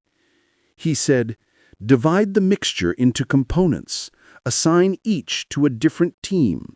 Store ingredients separately. Never mix until the moment of battle." Focus frowned. "That will make preparation cumbersome." "It will make theft impossible," Callinicus countered. The emperor nodded. And so, the process changed. One team handled oils, another managed sulfur, a third heated resins, a fourth purified petroleum. Only Callinicus knew how they combined. He alone was the final step. This was not arrogance. It was survival. The price of secrets. But secrecy came with a price: paranoia. Callinicus became increasingly wary. He tested every jar himself, checked every valve, supervised every mixture, slept in the workshop, ate only food delivered by trusted servants. Focus found him one night slumped over the siphon, eyes bloodshot. "You're killing yourself," Focus said. "If I stop, a spy will succeed, and then the fire will turn against us." Focus placed a hand on his shoulder. "You carry too much." Callinicus shook his head. "I carry exactly what I must." Then came the most dangerous infiltrator of all. Not a soldier, not an assassin, not a merchant, a scholar. He arrived in the guise of a visiting theologian, soft-spoken, well-dressed, knowledgeable in philosophy and mathematics. His Greek was flawless, his manners perfect. Even the emperor was impressed. He requested access to the palace libraries to study ancient engineering texts. He was granted permission. But what he sought was not in the libraries. It was in the workshop. One night, he approached a junior engineer outside the palace. "You work with fire," the scholar said. "Fascinating work. I would love to understand it." The young engineer tensed. "It is not my place to speak." "Nonsense," the scholar replied warmly. "You are part of history. Surely you can tell me something." The engineer hesitated. The scholar leaned in. "You see," he whispered, "I believe knowledge must be shared, not hidden." A step sounded behind him. The scholar froze. Callinicus stood in the shadows. "No," he said softly, "some knowledge must be buried." The scholar bolted. He didn't get far. Guards dragged him back, struggling and screaming in Arabic. "Burn," he shouted. "Burn with your secrets." The next morning, he was gone. The emperor did not announce his fate. Some secrets were not meant to see daylight. The shadow of fear. By now, Constantinople felt like a city wearing a cloak of suspicion. Spies lurked. The drums began at dawn. A low, rhythmic thunder rolled across the plains outside Constantinople, shaking dust from rooftops and rattling shutters along the city's ancient streets. Children woke with frightened gasps. Merchants froze mid-step. Monks paused mid-prayer. The entire city seemed to hold its breath, because everyone knew what that sound meant. The enemy had returned. But this time, it wasn't a fleet. It was an army. Rumors spread. Every whisper was a threat. And every threat returned to the same prize: the fire that defied water. Greek fire had saved the empire at Cyzicus, but if stolen, it could doom the world. Callinicus understood this more than anyone. He stood on the seawall one night, watching the moon glimmer across the water. Focus approached him. "You should rest," Focus said again. Callinicus gave a thin smile. "I rest," he said, "when no one is trying to steal my creation." "But someone always will," Focus replied. Callinicus nodded. "That," he murmured, is why this fire must remain wrapped in shadows. He looked toward the distant horizon where another siege would someday come, and when the enemy returns, they will face the flame again. A great sprawling force stretched from the Sea of Marmara to the Golden Horn. Tents like bleached bones on the hillsides, siege towers rising like wooden giants, battering rams carved with snarling beasts, catapults assembled in the gray morning light. And beyond the plains, in dark rows across the water, the Arab fleet glimmered like a metallic tide. A land siege, a sea blockade, a noose tightening from every direction. Constantinople was surrounded. Emperor Constantine IV stood atop the Theodosian walls, his cloak whipping in the wind, staring down at the vast army gathering at his gates. It was a sight that would have crushed lesser rulers, but he did not look crushed. He looked resolved. "Majesty," Phocas said beside him, "the scouts count at least 200 ships and more than 70,000 soldiers." "And what do you count?" the emperor asked. Phocas swallowed. "Enough to starve us within months." Callinicus approached, eyes shadowed from countless sleepless nights. "They will not starve us," he said quietly. "They will try," Constantine replied. Callinicus nodded. "Yes, but when they try to break us, then they will burn." The siege begins. The Arab commanders expected the city to fold within weeks. They had prepared for a long siege, bringing stores of grain, lines of supply, fresh horses, replacement bowstrings, spare arrows. But they underestimated the city's defenses. The walls stood tall, triple-layered, reinforced, unbroken. The moat was deep and wide. The fire that fell like rain. The next day, the enemy positioned massive siege towers at the outer walls.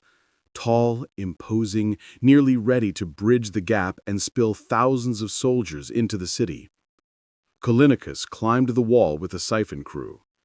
The bronze dragon was mounted atop the battlements, aimed downward like a wrathful beast. The enemy soldiers jeered and taunted from below, but their jeering stopped when the dragon roared. Greek fire poured down the walls like molten lava. It splashed over the advancing towers, clung to their wooden frames, crawled upward along ropes and beams. The towers ignited. The men inside screamed, trapped in a furnace that had no mercy. Some tried to climb out, only to fall into pools of flame below. Others ran backward, abandoning the towers completely. Within minutes, the siege engines were destroyed. Soldiers retreated in terror, some praying, others cursing the Byzantines as sorcerers. Fear spread. Across the enemy camps, whispers grew. "Do not go near the walls. The sea burns. The sky burns. The ground itself burns. God is against us." Superstition spread like sickness. Some soldiers refused to fight. Some deserted. Some tried to mutiny. The commanders fought to restore order, but the psychological damage had been done.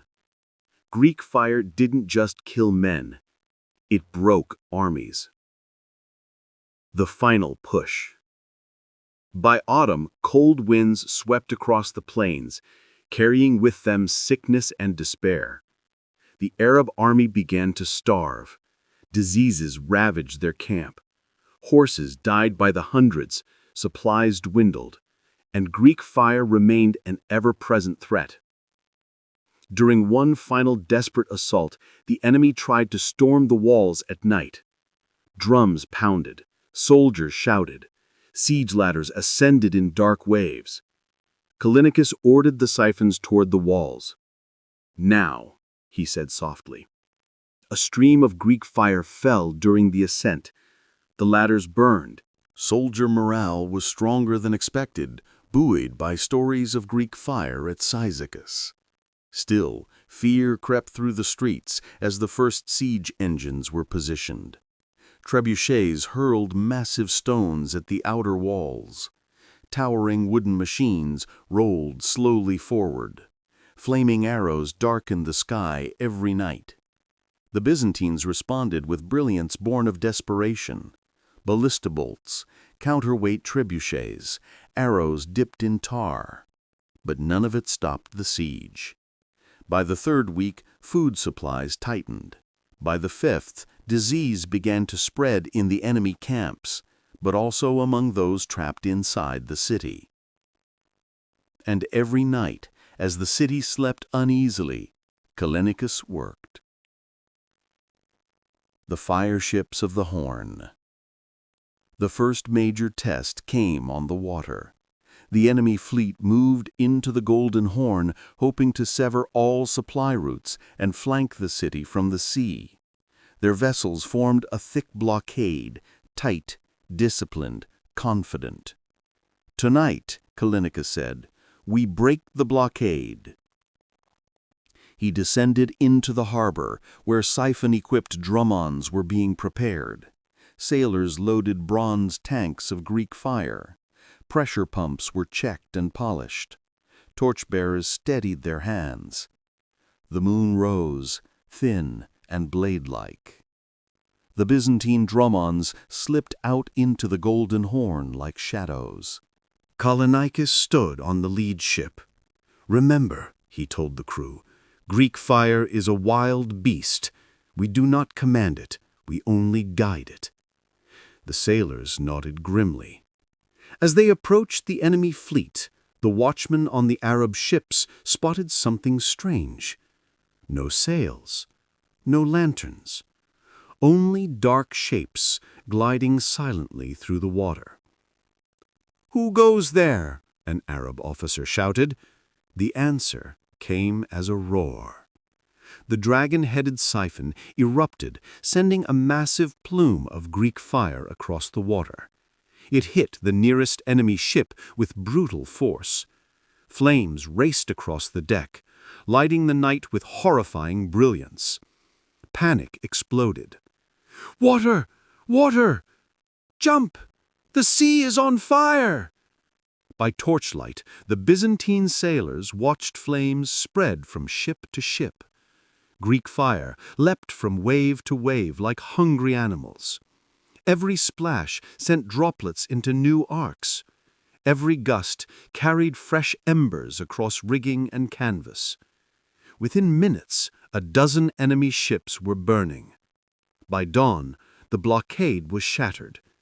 The Golden Horn belonged to Constantinople again. The land assault. On land, however, the siege continued. Enemy towers rolled toward the walls. Archers poured arrows over the battlements. Battering rams slammed relentlessly against the gates. Callinicus was summoned to a council meeting in the imperial palace. The emperor paced the marble floor, brows knitted. "We can repel the sea attacks," said Constantine, "but the land assault persists. How do we hold them back?" Callinicus rested a hand on a marble lion. "Bring the siphons to the walls."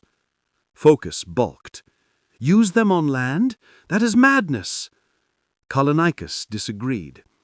"If we can create rivers of fire on water, we can create cascades of fire on land." The emperor listened. He approved. The climbers burned. The night burned.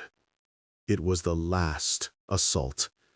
The siege failed. The retreat.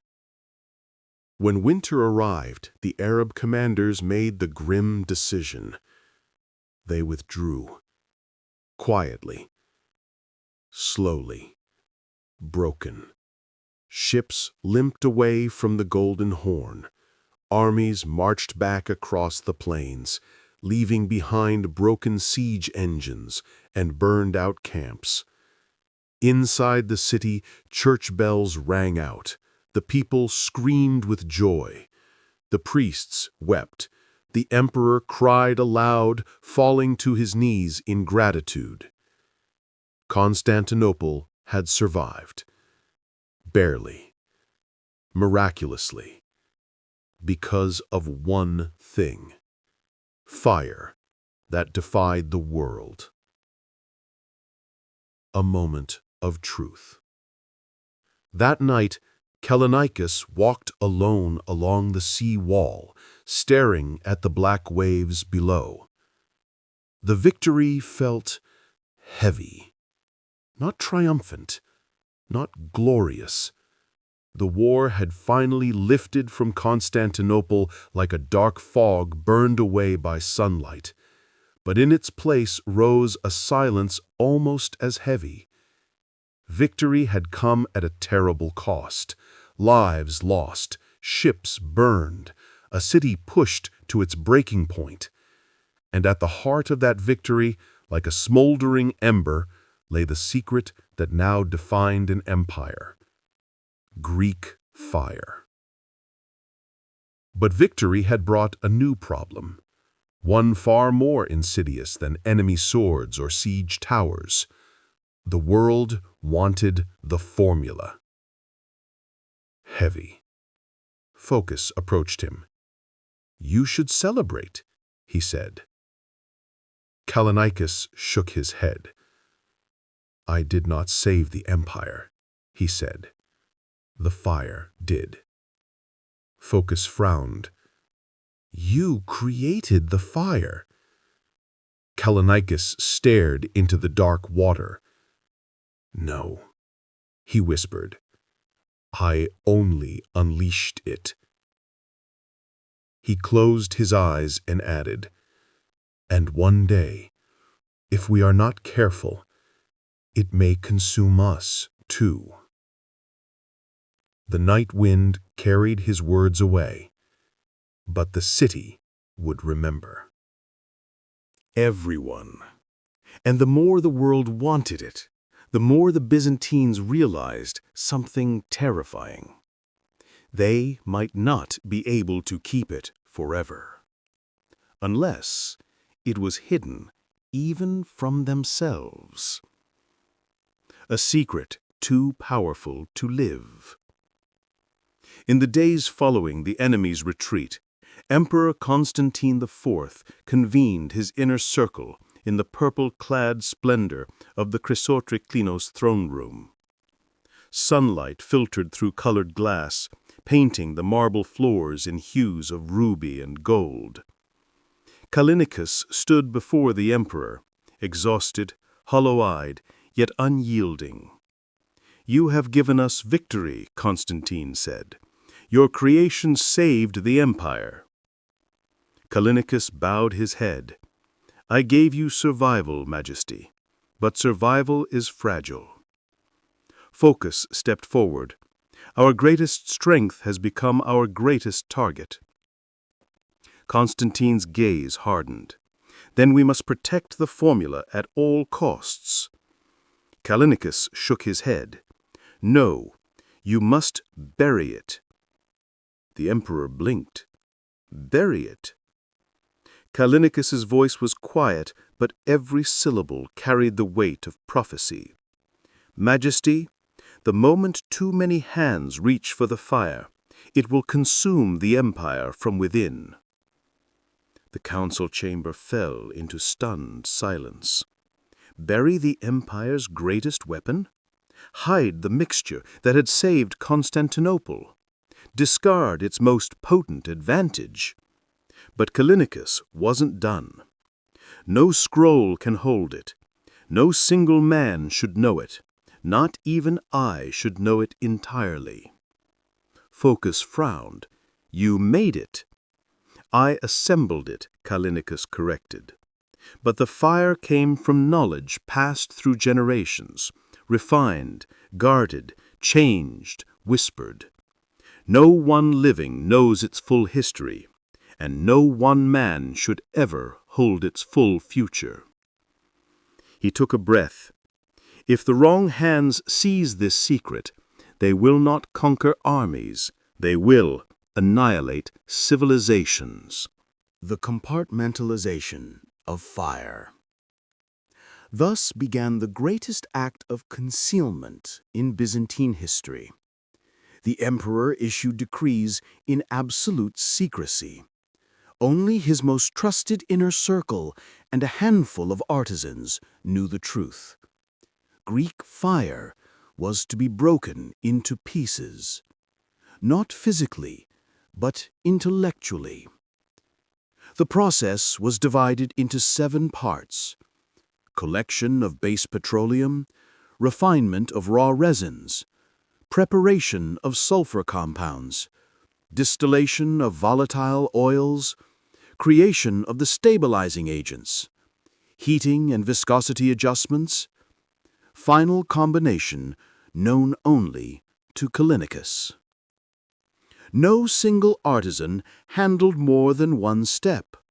No single scribe documented more than a fragment. All scrolls that contained complete alchemical sequences were burned. Even Callinicus refused to write the full formula. "Knowledge written is knowledge lost," he said. "Knowledge divided is knowledge protected." The emperor agreed. Thus the formula became a ghost, too fragmented to steal, too scattered to misuse.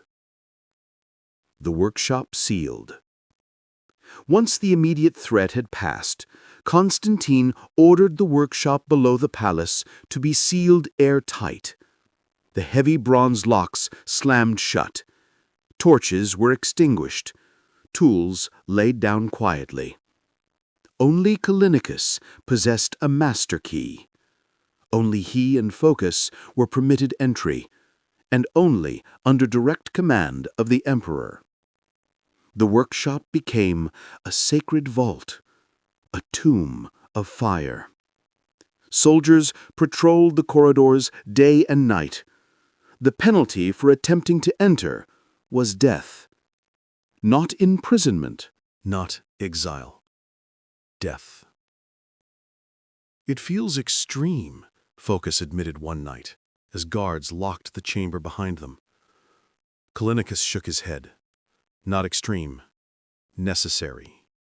Then, almost inaudibly, he added, "Even necessary measures must be taken before the secret consumes us." Phocas didn't understand. Not then. But the world did not forget Greek fire. Envoys from allied states sent flattering letters requesting demonstrations. Foreign merchants attempted bribes masked as gifts. Priests whispered that such a weapon must be shared among Christians. Generals argued that it should be mass-produced. Scholars demanded to study it as science. But the emperor said no. Always no. Soon the Byzantines realized something dangerous. Even their own people wanted the fire. Ambitious nobles sought it. Rival commanders lusted after it. Court factions whispered that whoever controlled the fire controlled the throne. So Constantine did something nearly unthinkable. He ordered that Greek fire be produced only for immediate use, never in bulk, never stored without Callinicus's direct supervision, never stockpiled. Every jar, every tank, every reservoir had to be accounted for down to the last drop. And once the war ended, production would cease entirely. The empire would hold the fire, but never mass-produce it. Callinicus's burden. As the years passed, Callinicus grew older. His hands trembled, not from age alone, but from the weight of responsibility. He began training a successor, but only partially. To one apprentice he taught the handling of resins. To another, the creation of binding agents. To a third, the heating techniques. but never everything, never the final step. "Why not teach one man the whole process?" Phocas asked one day. Callinicus stared at the flickering brazier. "Because men are flawed," he said. "Temptation is stronger than discipline, fear stronger than loyalty, greed stronger than wisdom." He paused, eyes distant. "And I will not entrust the fate of nations to the heart of a single man, not even my own." The final fading of knowledge. When Callinicus fell ill, he asked to be brought one last time to the sealed workshop. He walked through the silent chamber, touching the tools, the copper stills, the dragon-headed nozzles. His fingers lingered on the great siphon he had helped create. Phocas stood beside him. "You should rest," he said softly. Callinicus shook his head. "I am resting. Resting the fire." He sat on a stone bench. "Phocas, when I die, no one will know the whole process." Phocas nodded. "That is what you wanted." Callinicus closed his eyes. "Yes," he murmured. "But that means something else, too." Phocas frowned. "What?" Callinicus opened his eyes, tired yet clear. "One day, the fire will vanish from the world." Phocas felt a chill. "Is that not what we want?" Callinicus looked up at the vaulted ceiling, where faint light flickered between cracks in the stone. "No," he said painfully. "No. We want safety, but forgetting can be dangerous too." Phocas didn't understand then, but he would. The death of the lost keeper. When Callinicus died, the emperor declared 3 days of mourning. He was not buried as a mere inventor. He was buried as a savior. But with his death, something subtle yet irreversible occurred. The knowledge fractured. His apprentices each knew pieces. Phocas knew systems, but not formulas. The scribes knew nothing. The emperor knew only fragments Callinicus chose to share. For a while, Greek fire continued to be used in war, carefully, sparingly, guarded fiercely. But each year, the clarity dimmed. Mixtures became less potent. Ratios were misremembered. Techniques drifted slightly from the original. One generation lost a step. The next lost 2. A century later, the weapons still existed, but weaker. A century after that, it became more rumor than science. And then, it vanished. Lost not to enemy conquest, not to disaster, not to theft, but to time. The same force that erodes mountains and buries kingdoms. A weapon too dangerous to survive. And so, Greek fire disappeared, its formula forgotten, its creators dead, its workshops sealed, its siphons rusted, its legends surviving only in chronicles and terrified stories sailors whispered centuries after. The empire had survived because of flame, and then survived again because the flame was lost. Because if Greek fire had spread beyond Constantinople, it would not have produced a single empire. It would have destroyed them all. The story of Greek fire did not end when its formula was forgotten. In many ways, that's when the real story began. Because weapons that vanish do not fade. They echo, they haunt, they shape the fears and ambitions of every generation that follows. Greek fire was not just a tool of war. It was a myth, a warning, a symbol of the razor-thin line between genius and catastrophe. And long after the last siphon fell silent and the last ember cooled beneath the waves, its legacy burned on. A flame that refused to die. Centuries passed. Empires rose and fell. Kings were crowned and beheaded. Armies marched, cities crumbled, new weapons replaced old ones. But the story of Greek fire endured. Medieval sailors swore by it. Crusaders searched for it. Arab chroniclers feared it. European knights envied it. And all asked the same question: how did the Byzantines do it? Some believed it was divine. Others believed it was cursed. Some claimed it was lost by accident. Others whispered it was buried intentionally by emperors who feared its power. Poets turned it into legend. Historians turned it into obsession. And modern scientists, they turned it into a mystery that refused solution. A secret too perfectly lost. Across the centuries, many tried to recreate Greek fire. Arab chemists in the 10th century, Crusader alchemists in the 12th, Venetian engineers in the 14th, Ottoman scholars in the 15th. None succeeded.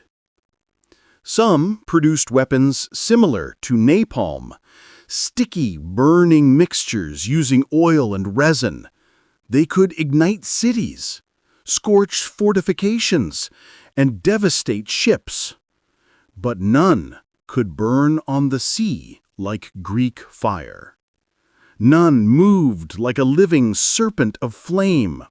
None obeyed the strange, impossible rules that Callinicus had unlocked. And each failure reminded the world, some secrets are meant to be lost. The ghost that shaped navies. Even when no one could recreate it, nations designed ships as if Greek fire still existed. For centuries, naval architects strengthened hulls, widened decks, and built stone-coated bulwarks, not because they needed to, but because the memory of Greek fire terrified them into preparedness.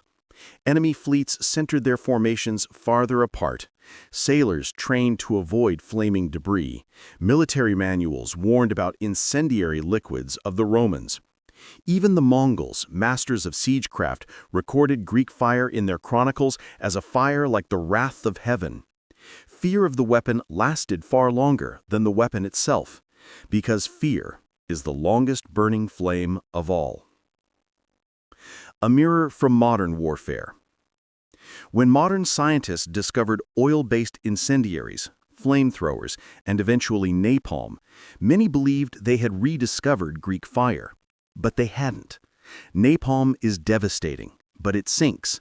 Flamethrowers are terrifying, but short-ranged. Fuel-air explosives are powerful, but cannot burn across the sea. Greek fire stands alone, a relic more advanced in some ways than what came 1,000 years later. Chemical warfare experts still debate it. Military historians still chase it. Engineers still study its mechanics. Because Greek fire raises a question that refuses to die. How did an ancient empire create something so advanced, and why can't we recreate it today? The fire that saved a civilization. In Byzantine memory, Greek fire was not just a weapon, it was a savior. It saved Constantinople during sieges that should have ended the empire. It repelled fleets that outnumbered the Byzantines 10-1. It kept alive a civilization that carried Roman law, Greek science, and Christian scholarship into the Middle Ages. Had Constantinople fallen in the 7th century, the world would look very different.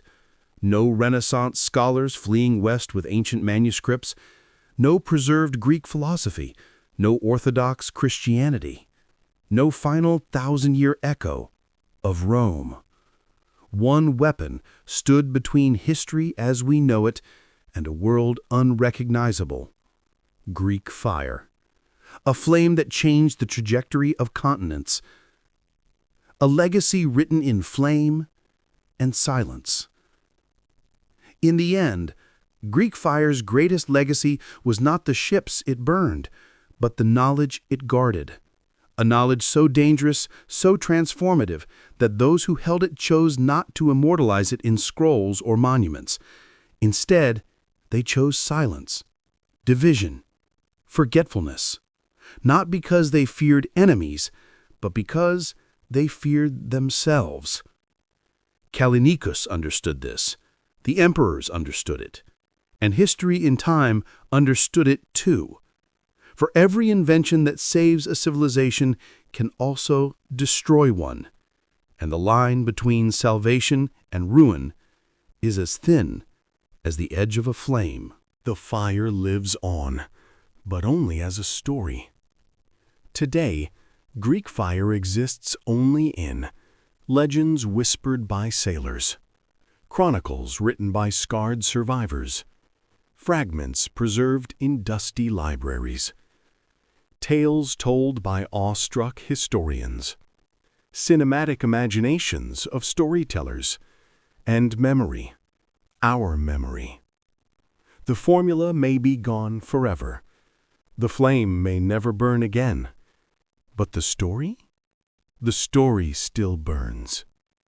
Because Greek fire is a reminder that the ancient world was far more intelligent, far more ambitious, and far more dangerous than we often imagine. It tells us that innovation comes at a price, that genius walks the edge of catastrophe, that secrets can save a civilization and must sometimes be buried to save the world, and that somewhere, in a forgotten tomb beneath Constantinople, on the shattered stone bench where Callinicus once sat, a whisper of flame still lingers in the dark.